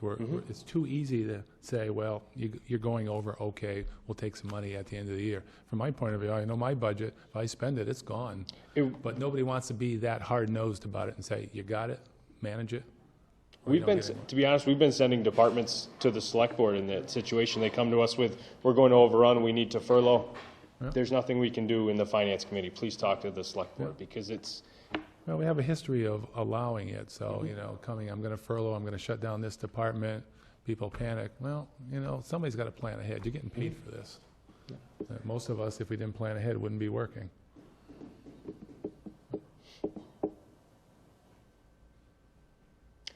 Anything else? No, good food for thought. Thank you, Mike. Thank you. Moving on to old business, public safety complex, single facility or separate buildings. I took the initiative at the request of the Board of Selectmen, have sent out letters to all the property owners that you saw on the screen to see if they were interested in selling or donating or whatever. The letters just went out less than a week ago. I've had one person call to tell me they're not interested. That was off of East Street across from the library. I've had a person call me up relative to the parcel of land next to the old town hall, the police station. They are interested, and the idea was to take the old town hall and convert it into a new police station, and by adding that landmass, it would give us more area to work with. That is now going to have to be moved into executive session at the next meeting so we can start discussing strategies. That's 2/10 of an acre. That's not enough to build a police and fire station by any stretch. Dan, you look perplexed. You know what parcel I'm talking about? No, I'm not perplexed, I'm just kind of. Okay, well, it's what used to be the old Grange Hall in Southampton. Okay? And the idea is if we can make the parking lot bigger, we can maybe put an L on the old town hall police station and make it into a police station and reutilize that building. I think it's a good idea to reutilize the building, because at the end of the day, we're going to have a cost to mothball it or do something. Yeah, we're caught with these two buildings any way you look at. But if I can move it as a selectman to get more land there so we have more space to work on, then that's where that's going. Well, bring up about maybe getting the community preservation involved. If we maintain a character, there were some funds there. Well, I had a dream, I'm going to put it to you that way, that because of the fact that it is a historic building, there might be community preservation money to help us offset that, which means that'd be less money we'd be asking at town meeting for any kind of an override to work on that. This is really, really in its infancies at this point, but that's a direction that's starting to take place.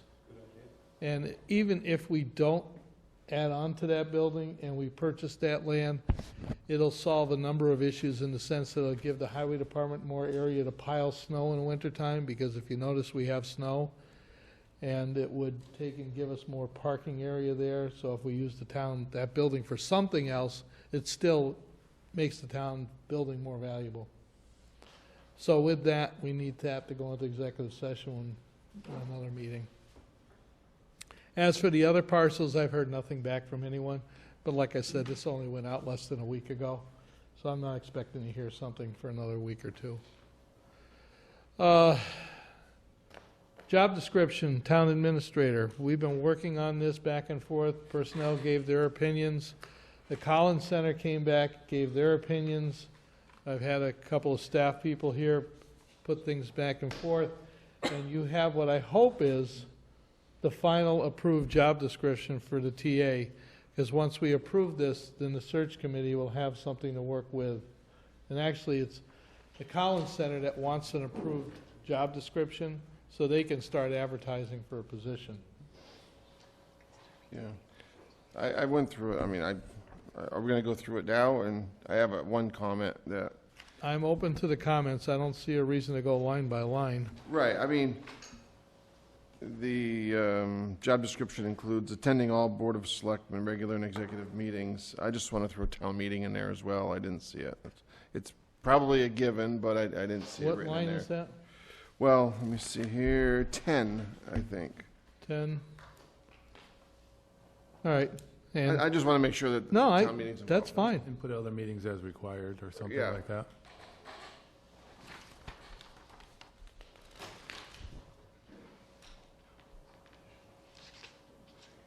And then again, under personal director, number 2, negotiates all collective bargaining agreements for the town.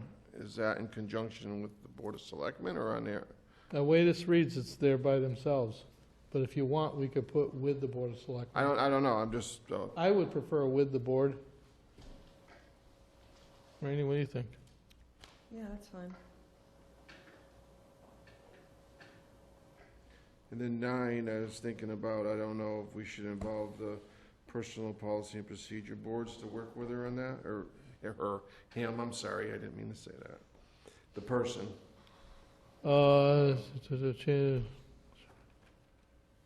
That's all, these are just little things I was going through and seeing.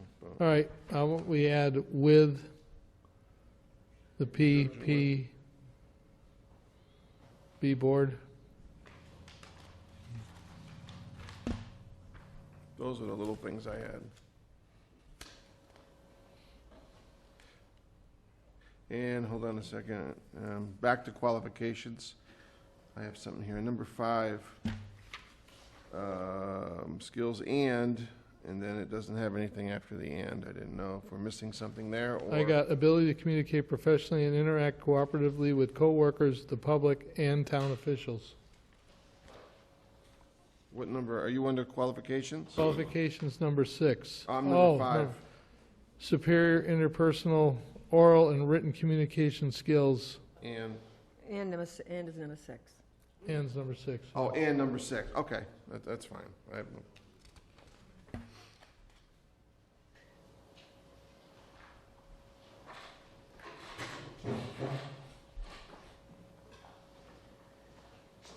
Hi. Hi.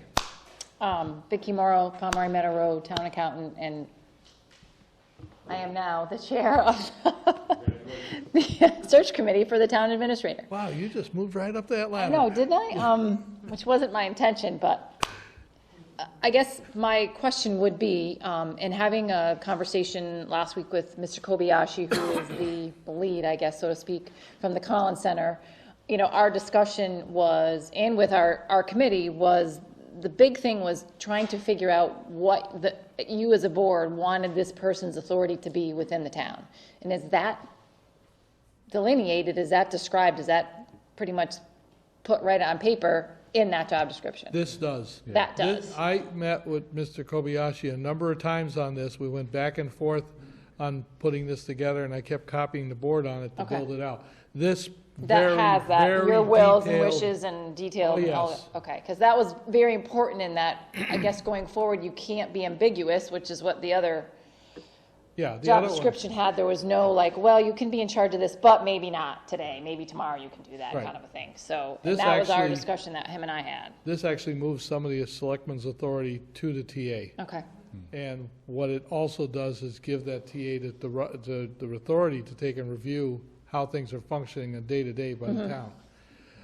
It makes the select board mostly the mediator and arbitrator when there's a major situation. But, yeah, Mr. Kobayashi and myself went back and forth a number of times, and they need this to post for a yes, job. yes, he did mention that That's to me. why I'm trying to get this resolved tonight, so that we can get this moving, because even though I enjoy working with Bob, I, for one, recognize that he's part-time, because when he's not here, for some reason, everyone calls me. Because he was going to take, he had some templates from other communities that were very similar to ours in terms of job descriptions, and talk to you and kind of go through and combine them and solidify that before. So that's what's in there. Okay, perfect. Thank you. I mean, I'm glad what we clarified is that where it says supervise, direct, and be responsible for. I mean, that clarifies, I think, what we're looking Yeah. for. Yeah, Not it's- quasi, not if, you know. It's here. Yeah. It's very, Now, should we have a clause in there that if we want to, I mean, if we vote on this tonight, is this in stone, or are we going to be able to, is there a clause in here that we can amend or we modify? can amend and modify anything because we're the Board of Selectmen. We set the standard. Oh, that's a powerful statement. Normally, every other job description you see says other duties as required. Right. I mean, it has that big caveat. You want that in there? I personally think it should because it covers, That's what I was thinking. nobody likes it. Under F, I was going under duties and responsibilities, under item 15, add 16.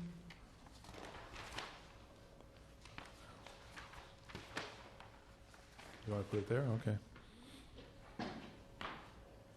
Every time I talk to you, John, I feel like I'm working for the state again. So I make you feel good.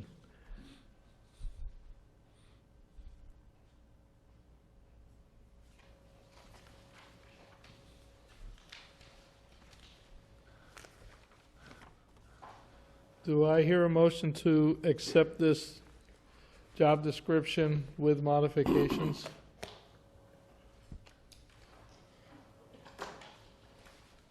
So move. Second, Second? discussion? Hearing none, all in favor? Aye. Aye. Aye, so moved. So this is going to be officially passed on This is to the gonna, Collins. With the mods. what's gonna Right. happen now is we're gonna sign the back page. Yep. I've made notes on this for Bob, and I'm gonna give it to him so that they can type out the ones that got changed a little bit. You got the notes, all right. Yeah, notes are on that. And then he will forward it to the Collins Center, and then he will distribute it to the committee chair and others, I assume.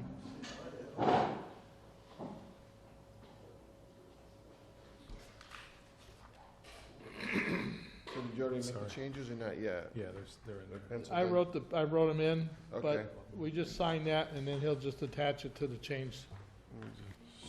He has it in the minutes.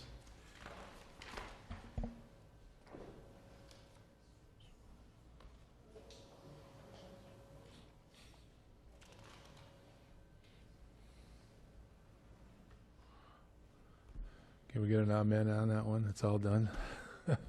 I hope so, and I hope this gives the individual the authority to act and not have to second guess everything that they do. It gives them the authority. We have to back it up, and we have to make clear to the department heads, There we go. you need to go to this Yeah. person. I think the follow-up is up to us. Yep.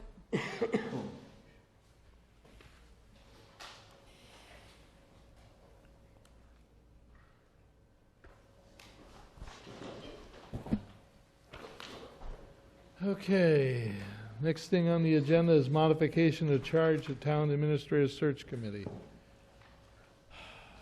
That was another thing that went back and forth with the Collins Center, but I have sort of mixed feelings with that, because I don't know if Vicky has had an opportunity to see the modifications to the search committee. So, I should have brought my notes, I didn't realize Yeah, it was on the agenda, but anyway, so when I did talk to Mr. Kobayashi, he did mention, I said, you know, I thought I had heard, or saw it on the agenda from last week, that you were going to modify the charge. And our conversation was, the charge now, I guess, becomes really what a search committee does, and not necessarily responsible for the job description, but that's taken care of, and the authority piece is taken care of by you. And so now the Collins Center is going to put together their profile, so to speak, of Southampton, what the job is, what kind of person we're looking for, that kind of thing, and then end up with those resumes. He has 2 different books that he, you know, collects the resumes and whatnot, and then we go through them and you know, have our interviews, you know, as a group and decide what we might decide. So I think the piece that is changed is the whole job description piece. We're really going to be a search committee in terms of searching for that person, whether we decide to bring 3 or 5, whatever the board's wishes are, to you to say, here, these are the best candidates we feel are good for that job. And that's kind of what, in a nutshell. Yeah, in a nutshell, that's what we discussed. What I'm looking at is you haven't had an opportunity to see those drafts. I have not, no. And I would rather let her have those drafts tonight and move this to the next meeting so that you have time to review it with your committee and see if there's anything that you feel needs to be addressed. This Okay. won't stop the job description going through the road. No. The job description's Careful. done, and Right. what it does now is it gives the Collins Center the job description to start To looking. start They doing can- their they can go profile forward. together, Their correct. committee is actually going to be dormant now, probably for a month. Yeah, Yeah. which is what him and I had that conversation, probably a month, 6 weeks before they give Right. us everything, then it'll be, go. So that's why I'm saying, if we Yeah, let her that's have a fine. couple of weeks, One it's not doesn't- going to, Not Yeah. going to stop the process. Since you took over as chair, who's vice chair and who's clerk? Clerk is Bill Erickson, Yeah. and we have not decide on. decided on a vice chair, because we do need one more person. Well, you do have one person now, We voted on that earlier. Cindy Palmer. Oh, okay. I Would- guess would I you mind didn't, reaching out to her? Missed another meeting. There was the first. last week? Or 2 weeks ago, or just before, now? Oh, so when I came in at 6:10, you guys already decided? Yep. Okay, perfect. Yep. So could you reach out to her as the chair? Yeah, I know who she is. Okay, She's good. my neighbor, actually, so. Oh, Good. well, we didn't There know you that. Okay, All right. perfect. It's all good, Vicki. All right. It's all good. Thank you. So we're giving time for. Yeah, let's table this, Agenda for next, for the Agenda. 27th. yeah. And that'll give their committee time to look at it in case there's something that they're, okay? Yeah, we might want to amend it where it says, like, to see the project completed by July 1st. We'd like to. Yeah, we'll make that change. That's one of those dreams I had, All right. Now we got the contract for the Collins Center. Bob, if you would, please. The recommendation of the search committee in April was that we contract with the Collins Center. There was some jockeying back and forth on price. We have $5,000 in the budget, but we are adding another $5,000. The final price of Collins, I was looking around for the attachment, but I believe search committee has the attachment with the quote at $10,000. Yes, I probably have those. So $10,000. And it will, provide the services that they've discussed with the town, and coming up with a leaflet or flyer, brochure, that describes the kind of administrator that the town is looking for, what the qualities of that person, as well as providing information about the town to potential applicants. Then they'll advertise. Probably most of the advertising will be electronic. No. That's the way it is. And it's also far less expensive. I'm assuming we're going to post it on our webpage. Post on the website, yes, and then comes the hard part. With the search committee, they will try and winnow through the applications, decide which ones are going to be interviewed, and most importantly, they will do the vetting process. As we know, vetting is more important than ever today, and making sure that person you get doesn't come with baggage that would embarrass the town and embarrass the board for choosing someone like that. It happens very regularly across the country. So it's important to be very careful about that, to check references, and to check with knowledgeable people who are not on the candidate's reference list. That's often the best information you can get. And then in conjunction with the committee, come in with a short list. I don't know how many they'll come in with, but 3, 4? Yeah, we asked for 3 finalists here. Yeah, Yeah. 3. Yep. Right. That's one of the points they're considering changing. I'm sorry? That's one of the points they were considering Right. change, 3 to 5. Yeah, and I've been arguing 3. Yeah, Yeah. me I too. mean, Yeah. I'd rather 2. But my experience is 3 maximum. 3? Yeah. Yeah. So you'll do the final interviews, probably interview each of the three, and then maybe a second interview for one or two of those candidates, unless it's just overwhelmingly for one, and then make a decision and hire. So at this point in time, the contract's on the table for signature. Yes. Do I hear a motion to accept the contract? You've already done that, so Yeah, you we're all just set have to with sign that. it. Yeah. We just need to, oh, where's the contract? It's in the packet. I have clean copy for. Would you bring it? Yeah. Because for some Sorry. reason, Yep. you notice how piles of paper show up, and I got the smallest table here?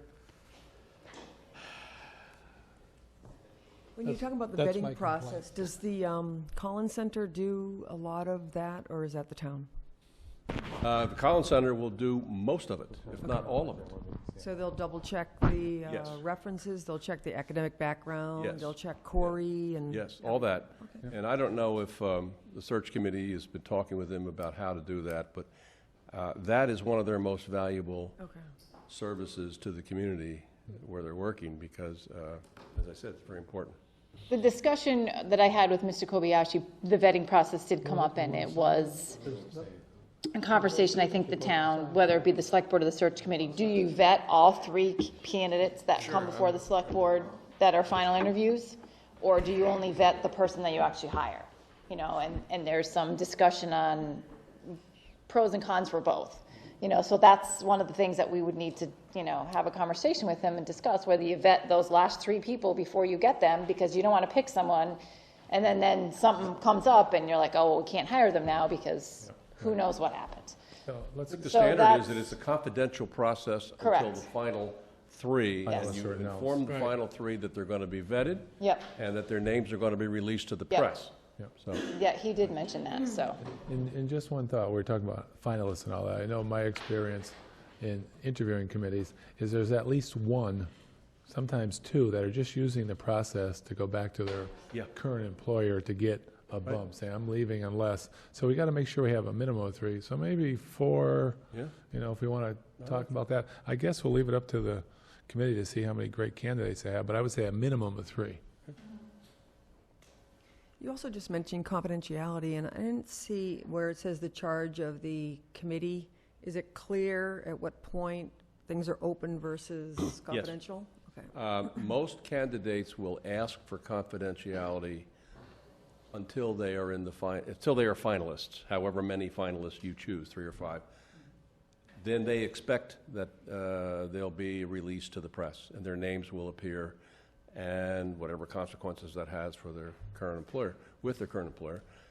But it's usually, and it's very important, I believe, for the search committee to assure candidates of confidentiality and no whispering, no leaking, because if in fact that happens, that could have, you could see lots of negative fallout from that.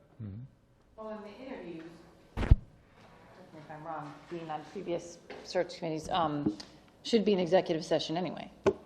So you can't, you're not supposed to, divulge all that information, so. For the search committee. Correct, Correct. yeah. correct. That's how we did the last 2 times. Yep. Thank you. Okay, moving on. Are you going to talk about roof and ice? No, I thought maybe you were done, so. It's 90-something degrees outside.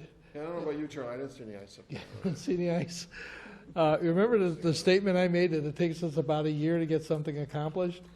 Well, we started this a half a year ago, and the town allocated $2,000 to take and have a de-icer put on the roof of this building.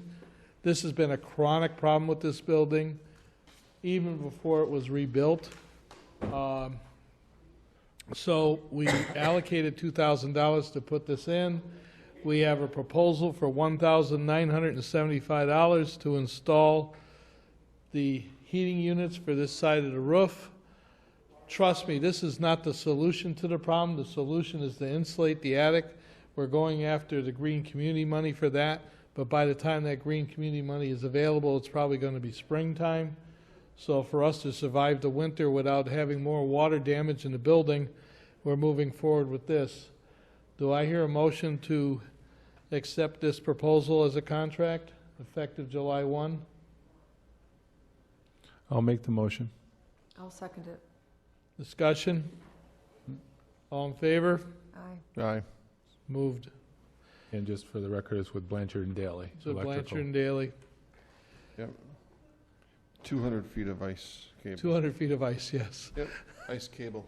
I don't have the town record and the town warrant from the special town meeting, but how did we vote that $2,000? Where did we put it? Did we say expense line? Did we say capital? Like how, I don't remember off the top of my head. It came out of, it came out of free cash. Came out of free cash. Did it and go to was the at selectmen and it was at expenses? the annual town meeting, Right, and I think it went to selectmen expenses.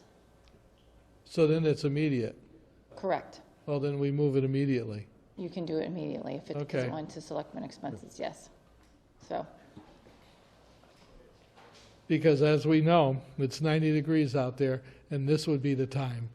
the problem that we run into is that normally we don't carry forward funds from one year to the next. I guess it's kind of like it's a special project, so you can't just say, oh, I want to keep $500 because I want to buy supplies next year.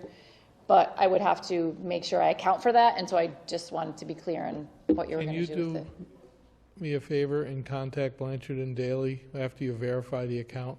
And tell them, hey, look, you got to get this done before the 30th? Yeah, I think it went into selectmen expenses. I don't know. Yeah. I don't. Okay.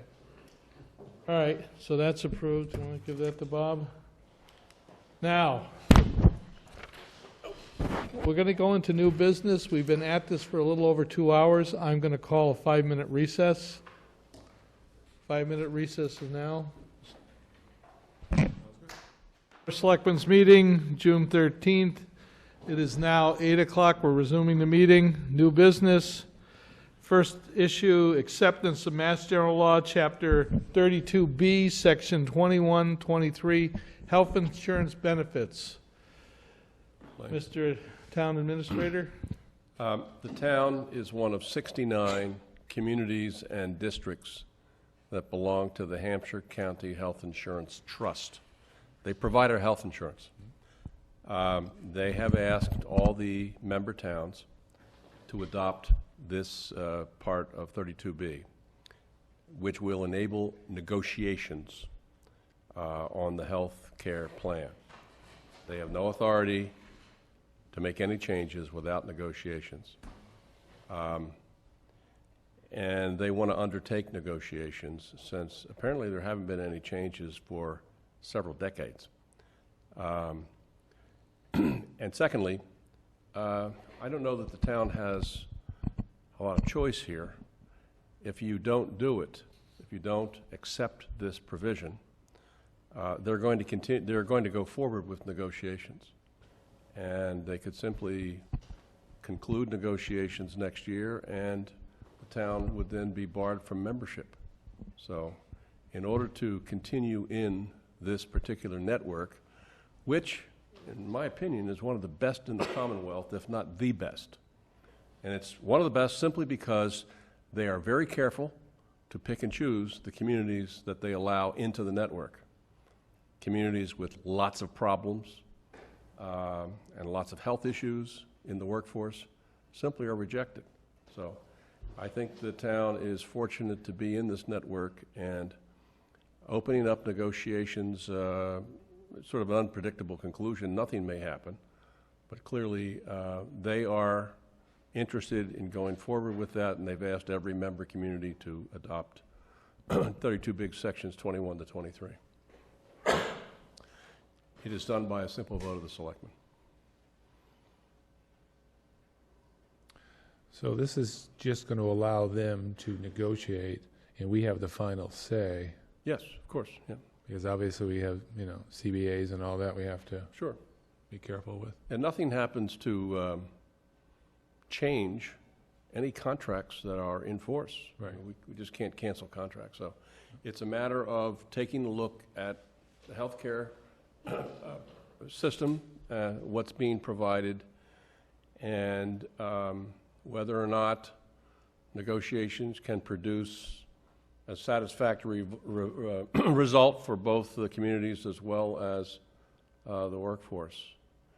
I can tell you that looking at what happened this past year, where the town's health insurance costs have gone up over $100,000, that this is not sustainable.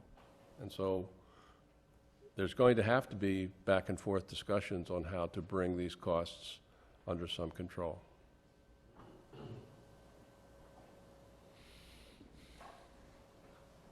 Entertain a motion to accept Mass General Law, Chapter 32B, Section 21 through 23, relative to health insurance benefits.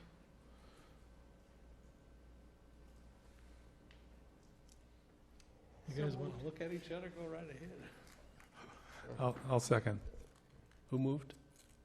Oh, yeah. Discussion? All in favor? Aye. Unanimous.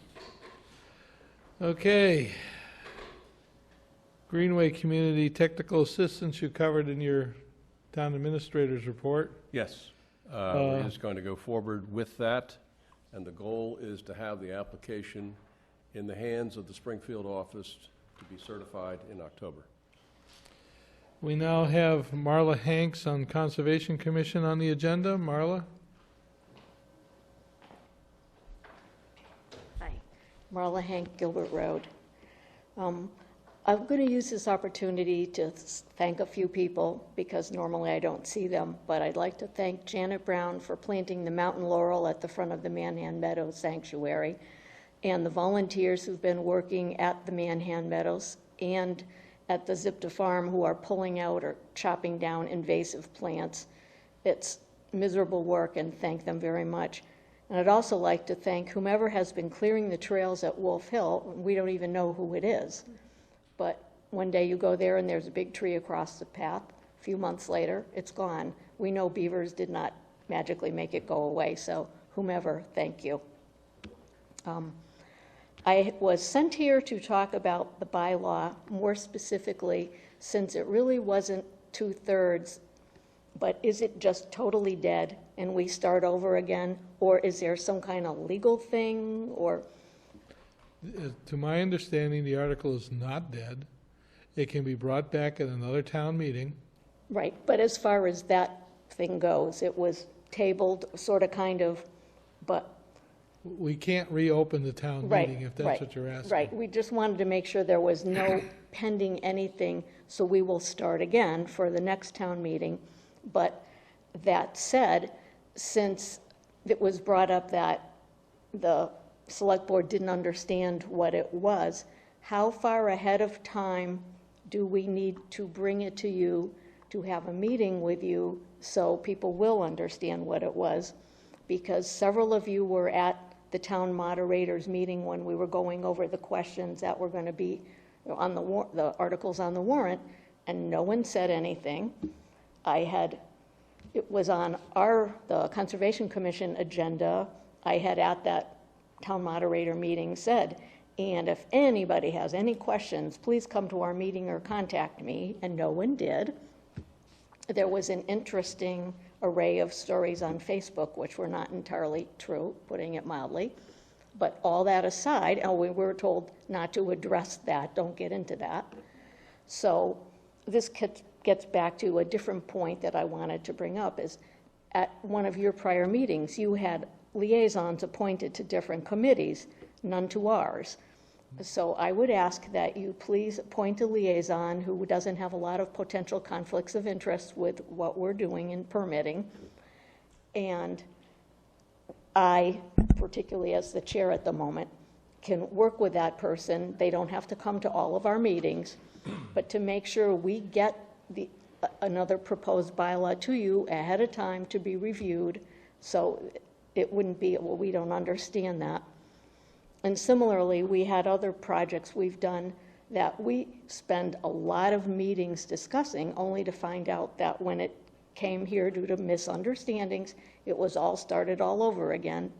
That's a huge waste of our time. And since we're volunteers and we're short 2 people at that, this is really hard when you're not getting stuff done due to misunderstandings. We want to be more efficient than that. So this is you know, we'll do something different with the bylaw.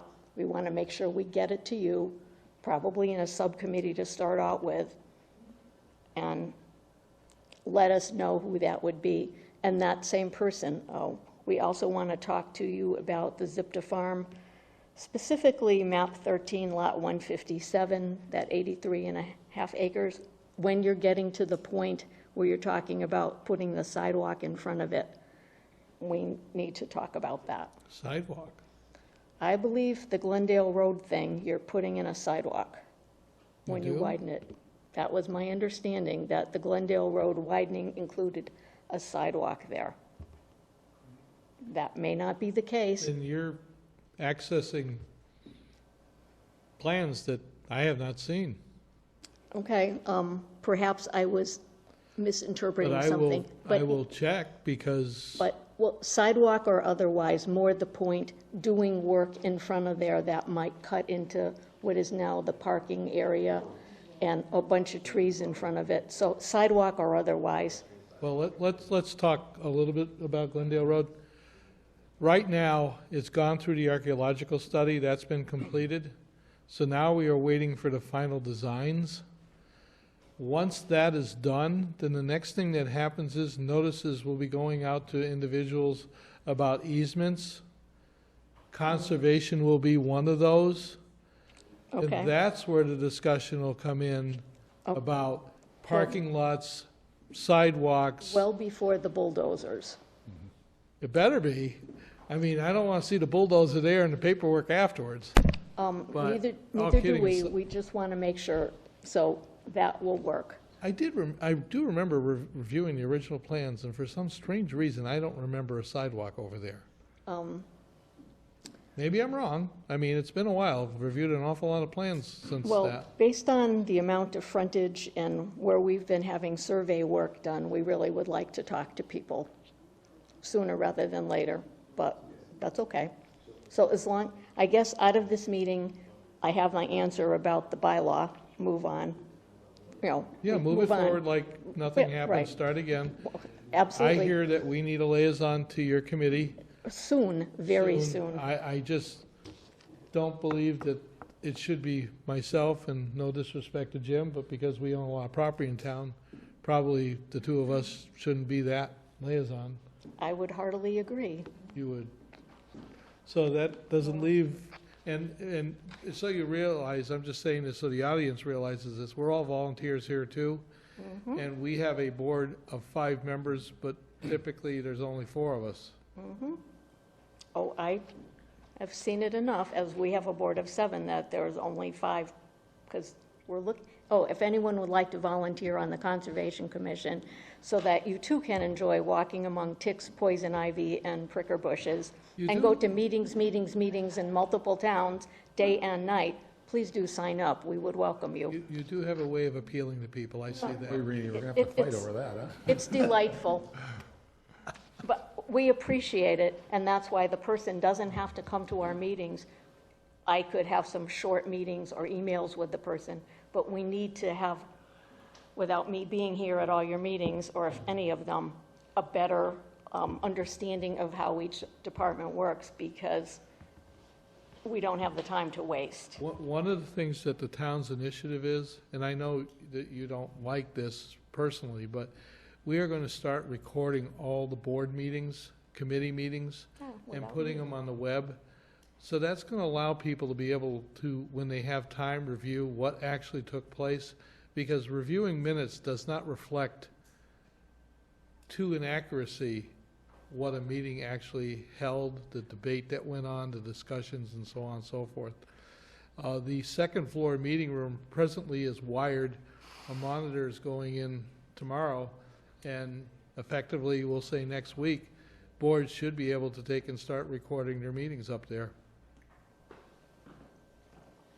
This will probably be September by the time it's up and running in this room. Okay. Let me know as soon as you can who our liaison would be, please. Okay, Thank you. discussion? Well, the question I had, even when we discussed liaisons before, is, again, it didn't seem to me to be rhyme or reason to what departments and what committees have liaisons and what I don't understand why there are liaisons to fire and highway when the departments, why don't they just report to why isn't the team town administrator? It seems like it's bypassing. But I think, again, when we get a full-time town administrator, that's gonna Change. change, yeah. Right. So it just didn't So seem we're like treading there was. water here for a while. It just seems like it was probably a little bit historical as to why some committees had liaisons and other ones didn't.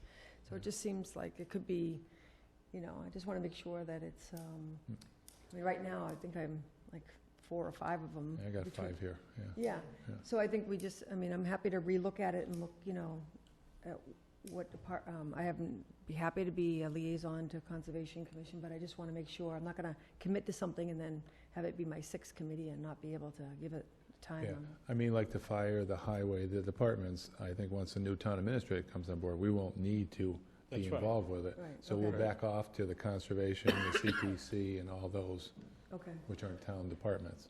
okay, So you're taking over this one temporarily, you're saying? sure. Mhm. All in favor of that?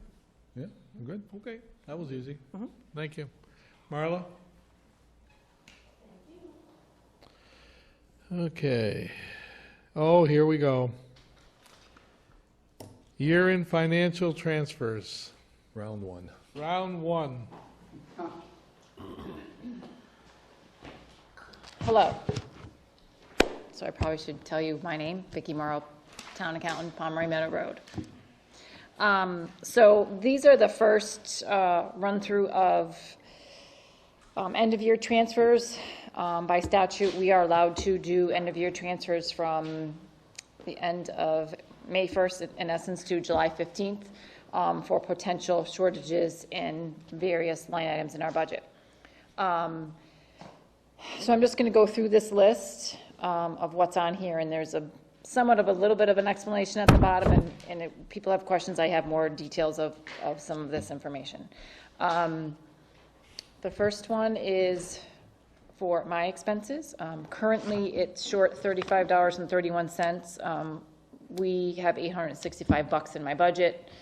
I go to a few meetings, do a little bit of mileage, have to go to school in March, and then we have to buy 1099 forms to send out per the IRS, and so that drove us $35 negative because I went to an extra conference. And so I want to transfer what's left in my accounting software support, $66.31, to cover that deficit and to get paid a little bit of mileage for when I went to school in March. The next one is the town clerk assistant wages. We are short in that account because when we had our temporary town clerk here, when our current town clerk was out on leave, we paid that person out of the assistant town clerk wages, knowing that we would have to true that up by the end of the year. So we're going to take that out of election registration wages, which is in the same category of accounts that the town clerk is responsible for. Town clerk expenses, she was looking for some needed money for a new chair, because the chair that the assistant has is falling apart, and for a shredder. Past practice has been the highway department has burned all of the papers that she doesn't necessarily need, and so now she needs a big shredder so she can shred all of her documents that she, by law is allowed to shred. And that would also come from election registration expenses.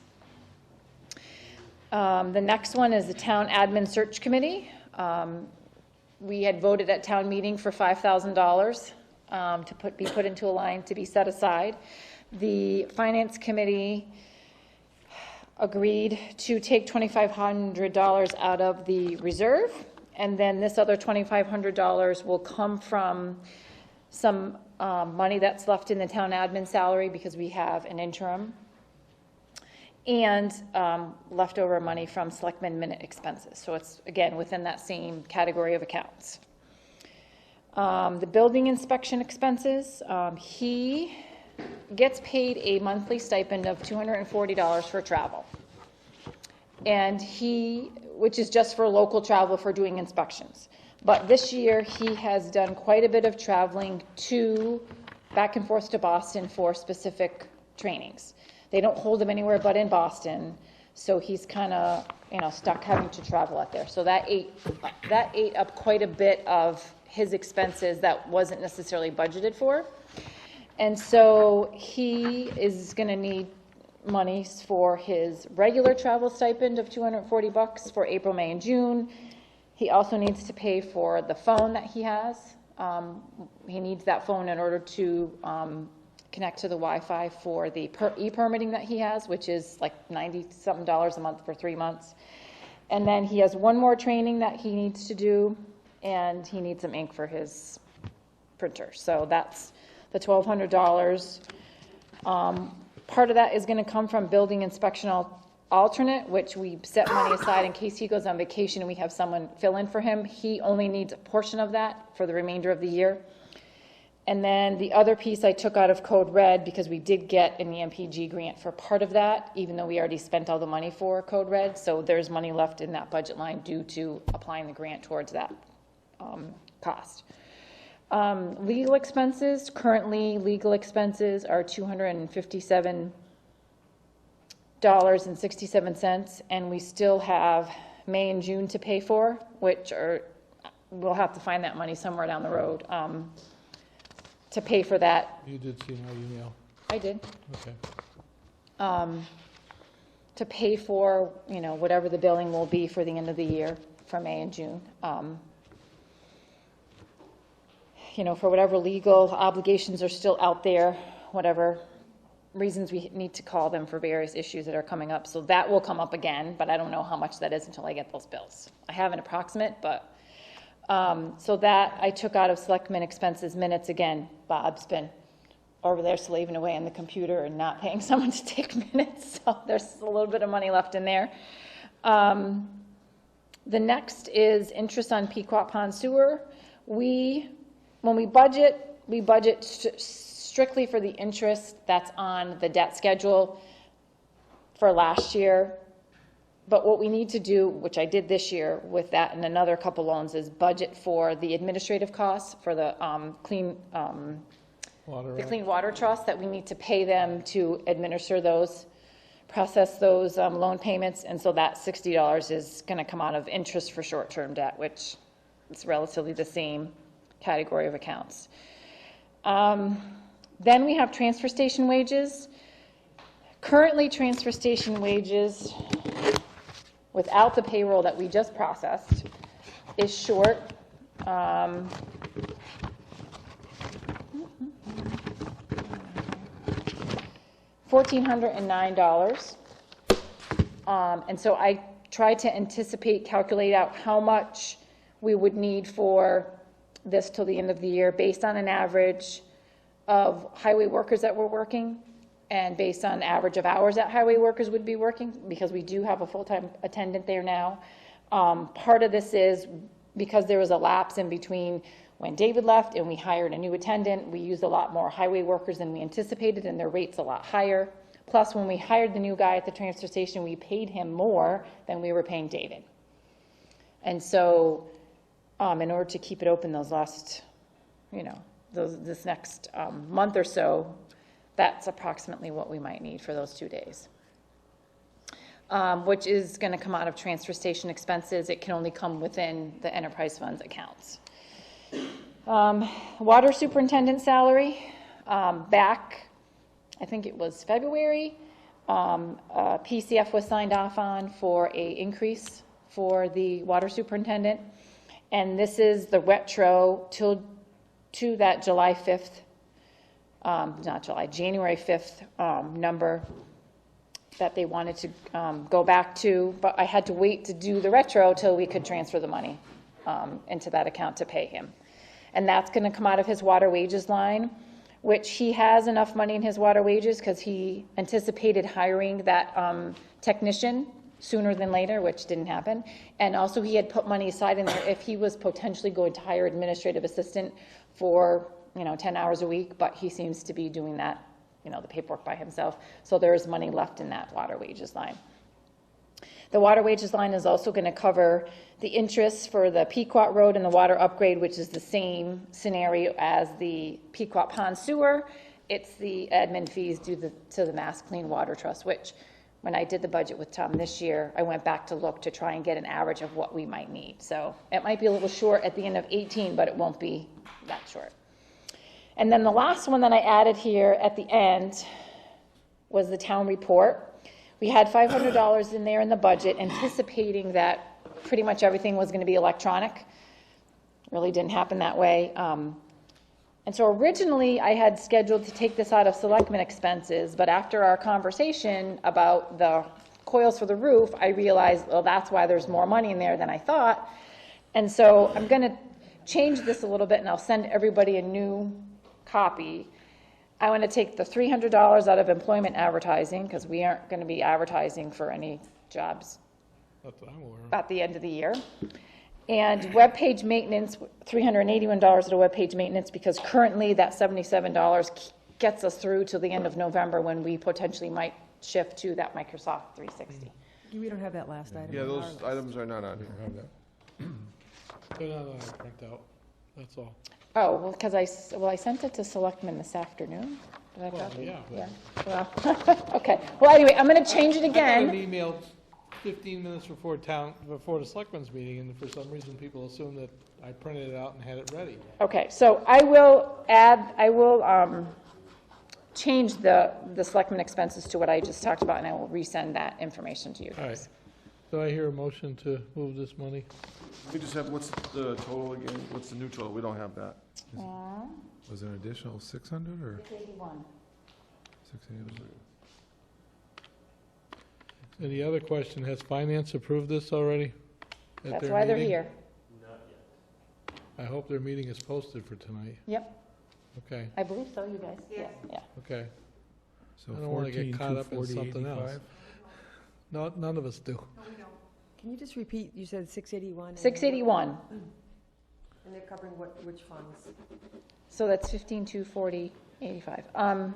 That is for the town report. The town report came in $1,181 versus the $500 that was actually in the What's budget. total, 15 what? 15,240.85. 85, 2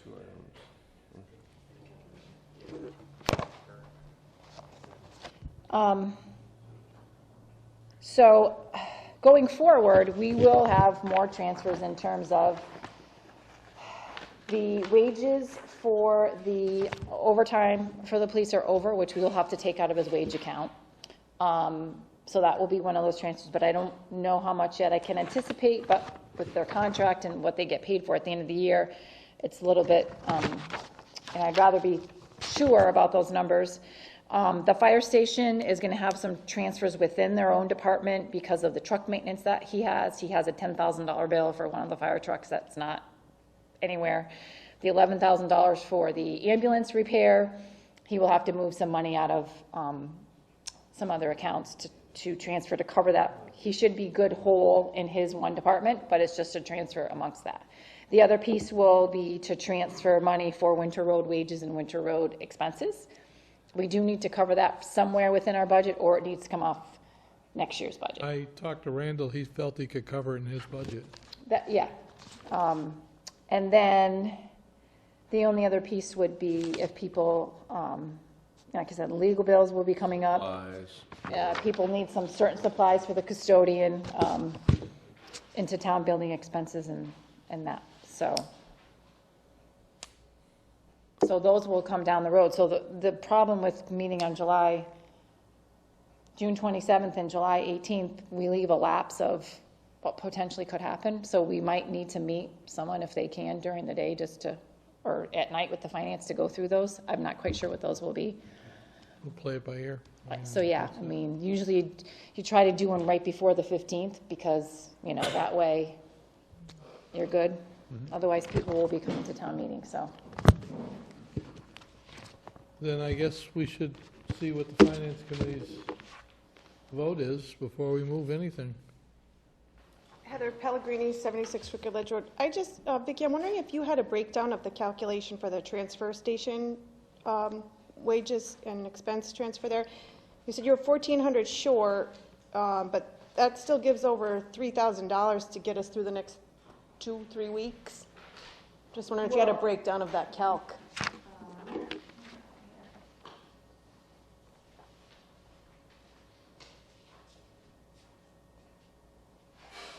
All right, so there were $1,400 short as of 6/1. So we have the payroll that just got posted. In essence, from 6/1, we have 5 weeks left of pay. And he makes $664.40 per biweekly. So it's $332.20 times 5 weeks that we'll have to pay for him till the end of the year, which is $1,661. Kevin Slattery makes $150 a week times 5 weeks, which is $750.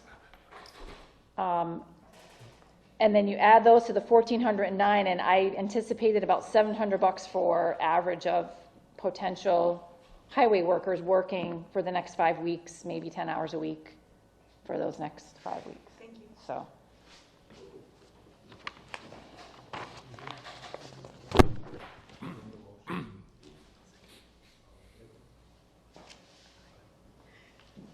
We've approved the transfers. Could you come up to the podium so it could be on the record? Michael Rosenberg, 144 East Street Finance Committee. We have voted and approved this round of transfers. Do I hear a motion of the Board of Selectmen to approve this transfers? I'll make a motion. I'll second it. Discussion? All in favor? Aye. Aye. So moved.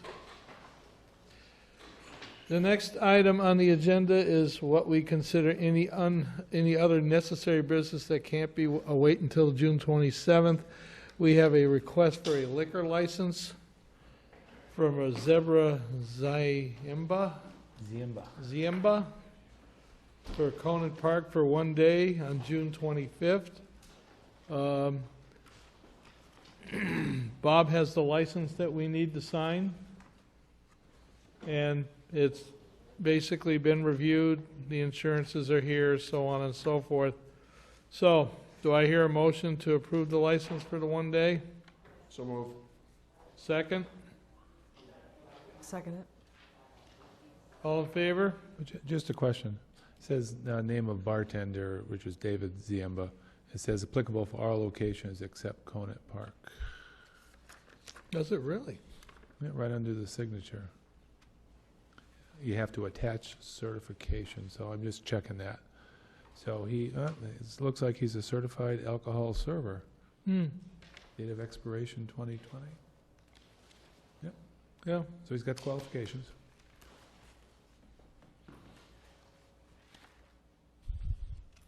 Do I hear a motion to approve?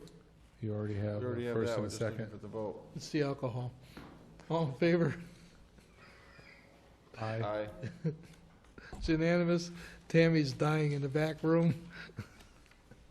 No, in the back of the room. In the back of the room.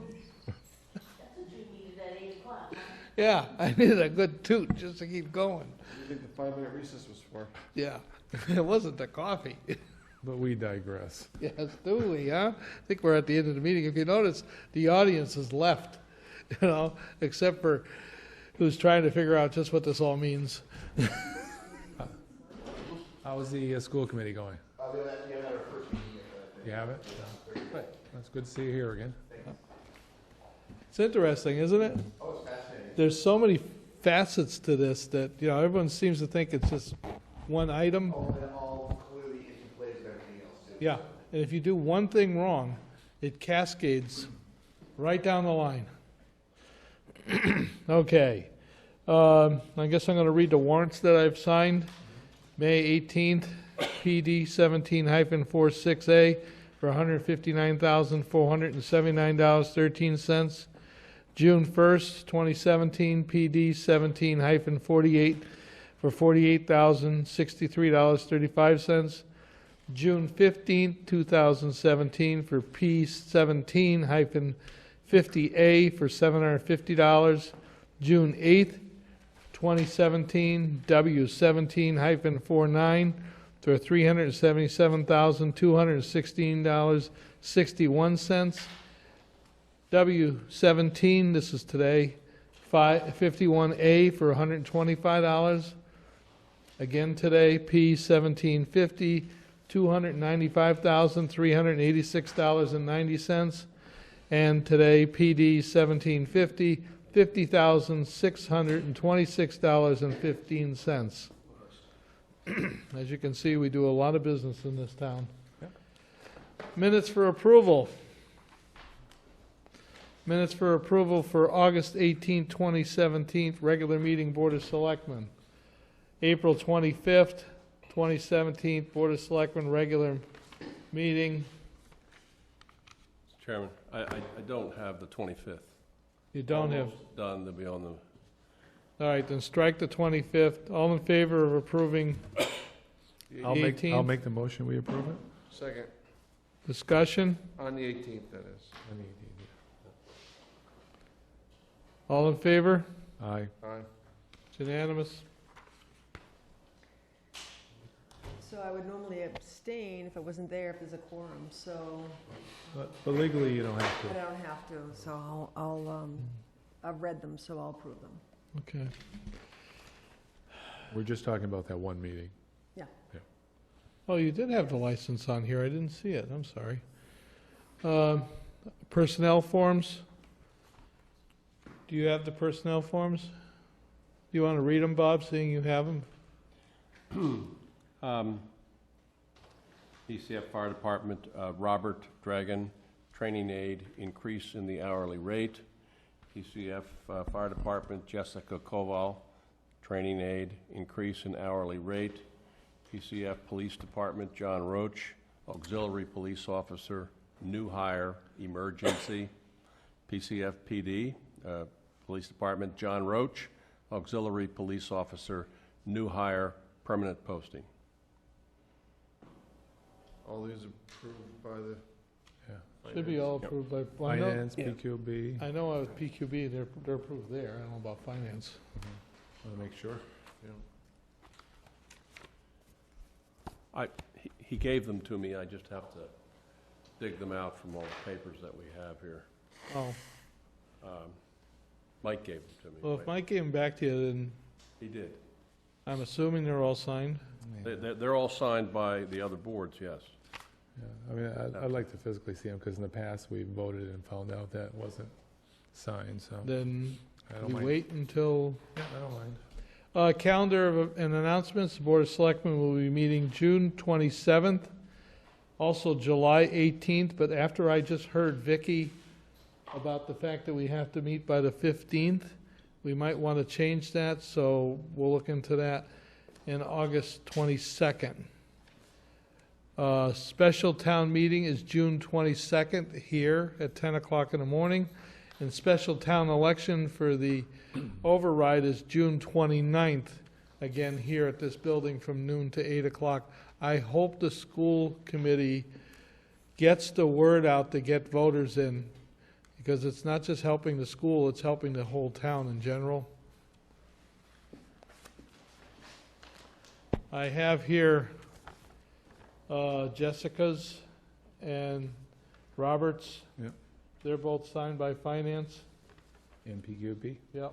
okay. I just need two for general. I signed that. I have here John Roach for personnel change, You have an emergency and a permanent. and I have the town, yeah. All right, the one that didn't sign this was the town accountant. The personnel board signed it where the town accountant should sign it. Okay. But I don't think it's a new hire. Well, No rates, there's no money, so there's no reason to have the town accountant. if it's John Roach, it's a new hire emergency, new hire permanent posting, it says. Right, but there's no money, there's no rate or anything. This person gets called in if they need to take and bring in an extra person. Because they're auxiliary, but they should have a starting rate. Right, but there's none on here. So how does finance approve it if there's nothing in Yeah. there? How did You would have PQB? to ask finance that, but PQB approved it and so did finance. They wrote a blank check. Yeah, I mean, we gotta have a rate in there. The rate's 0. That's what the rate is. That's what's here. I'm pretty sure he's not willing to work for that. Yeah, that seems a little odd. Matter of fact, it says 0. It does. That's And why- it was actually, taped over, white taped over. You gotta have Do we have the other form? There's two forms here. Auxiliary police officer, new hire, emergency, and per diem posting. That's what was given to me by Mike just as we were starting the meeting. I don't, we gotta have a rate. All right, without a rate, Agree? I would say we need a rate. then I don't think you'd do wanna I hear a work for motion to push this back to the chief? I'd push it back to finance, who can push it back to PQB, who can push it back to the chief. Kind of tongue in cheek, but, it got So me. I'm making a motion, we approve the Robert Dragon and Jessica Cole. Second. All in favor? Aye. Aye. Okay. And this one here, give it back to Bob, and he's gonna have to get a rate for us. Did the liquor license, that's done. Force, still done. double checked, he did not include those. These are signed and done. At the bottom. All right, so that's out of the way. I've done the calendar. Articles for fall town meeting. We're just starting a list with this because like everything else, there's always things going on. It's posted on the website if town wants to see it. These things are in flux. They're going to change a lot before we get into September's, October's town meeting. They're more placeholders than anything. Do I hear anything else for open time to the public? Open time to the public. I'm going to give open, if there's anything the board wants to discuss I have before. nothing. No, I'm all set. All right. Tammy, do I really need to read this entire narrative for you? Nope. Okay. Okay, sorry, I got a bunch. School committee for regional met last night. They did the line item transfers, and they also had a presentation for our 2016 audit, which came out really, really well. They were very pleased with it. I was kind of hoping one of you would have been there to see it, or actually get the paperwork, but Yeah. I know you guys are busy, so that's that one. For the meetings, the one coming up on the 22nd and the one coming up on the 29th, we have not heard, and Craig Jurgensen even showed his concern that he has not heard anything about the proposition override for the school. But can I, as just a regular person in town, use Facebook? Because we have a Southampton Facebook's- community. Yeah. Okay, so I can do that I mean, one. you can use Facebook. You want to call the newspaper. You want to take and have the cable access channel take and do it, but just call them. Okay. Yeah, we can get a message to the reporter who normally covers and try and get an article. See, I was expecting the North School Committee to be doing that, but I haven't heard anything. And It's like when town meeting adjourned. even before that, they were all everybody ju- gone. Yeah, everybody just, town meeting didn't adjourn and they left. But what does that mean? They were only there for that. Yeah, but I mean, they should be pushing this effort. This year may seem like a night, but next year, this money is going to really be necessary because we're going to have a shortfall next year. This override's got to happen. Yep. And I don't know why people do what people do. At the very beginning of the meeting, you guys were talking about the concern with the dam at Sheldon's, and really concerned about the water piping that's there. And I was hoping that the Water Commission guys were still here, but they said they were going to leave once they knew I was going to ask about it. You know some of these personally. Yeah. Has anybody looked in what it's going to cost for them to do the work to protect that water pipe versus fixing the dam? Well, I don't know what it's gonna cost to fix that water pipe, but according to what I'm reading in the emails, there may be state funding to help us with the water pipe, Okay. okay?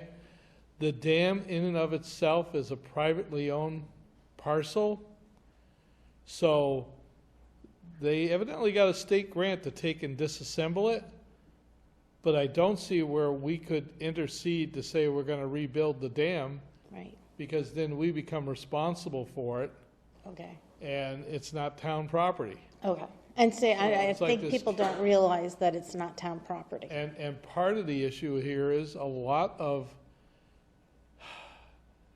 sensitive people believe that the dams shouldn't be there because they inhibit the spawning of the fish and everything else. The dam does not serve any purpose at this point in time like it did when there was a mill there. Right. So, and it's private property to start with. I mean, it's just, I can't see, when I saw the grants come in originally, it was like, okay. I didn't think about the fact that the water line went underneath the river, which is now a river again. Yes.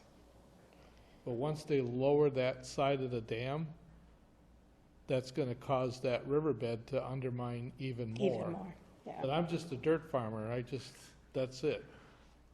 And my Water does flow downhill. doesn't it? last question to you guys is, if someone runs for a position for a board, can they be voted off for not showing up? 'Cause especially when there's people that want to be on that board and that would have shown up? There is no, in my mind, mechanism in this town bylaws, we have no charter, that allow that to happen. There is, I believe, in state statute, something relative to a recall vote, but I don't know any of that. Bob, maybe you do? You got to have a recall authorized in your charter or your bylaws before you can do it. And in general, you're not permitted to remove somebody from a board to which they were elected by the voters. In other words, Even though they're supposed to be representing the voters and they're Yes. not there? yes, I mean, the law in general does not permit the repeal of the decision of the voters. I thought, talking to the town clerk, that she said you could do a recall vote by getting X amount of signatures and going through the process. Yes, but you have to authorize that process. I know a number of towns that have wanted to do it. You actually have to put a recall provision in your bylaws, authorizing it, and then you can do it. And we have nothing that I'm aware of. Well, we should probably look at putting something in. Yeah, and Well, we have a for- bylaw committee, right? We have a bylaw committee. It would be something to bring up at the next annual town meeting. I'm certainly not opposed to it. Okay. But you also have to understand there's two functionalities here. When you talk about elected people, we need a bylaw to enable this. And the bylaw is gonna still be very cumbersome to make this happen. Right. If it's a board that's appointed by, like this board, they can be removed if they're appointed by us by being replaced. But you're talking elected officials. Yeah, Yeah. yep. I'd ask you what board, but Tough to You're, do. you know. Okay, thank you. So can we get to the bylaws committee and ask them to look into this? Now, it's a good thing to bring up and have sitting there if we need it. Could you imagine what would happen if you had a board like this board? If 3 people decided they just didn't want to bother? Yeah. The town would be crippled. I think there are a number of towns that have the recall provision where some crisis develops, and they recall a majority of the board. And that's why we need a provision. If that's what we need, let's put it in there, even if we never use it. But there's usually also a threshold to meet. You got to go out and get some signatures, Right. not Yeah, yeah. not a Couple simple hundred thing, or yeah. whatever, yeah.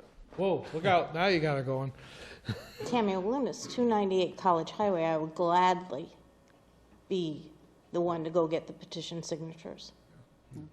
Yeah, so I think it's a great point she made. Let's put it in our bylaws. Thanks. Anyone else for open time to the public?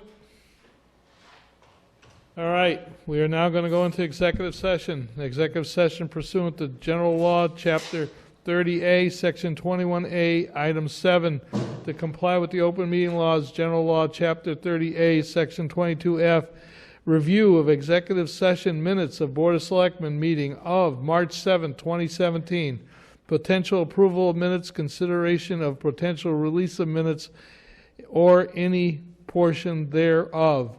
I will need a roll call vote. All in favor of going into executive session? Are we still on air? I want to make sure this is recorded. Yeah, I'm watching it myself, yeah. Labrie, aye. Martin, aye. Konecki, aye. Groden, aye. And we won't be coming back to We will public. not be coming back to open session. Our open meeting is now closed.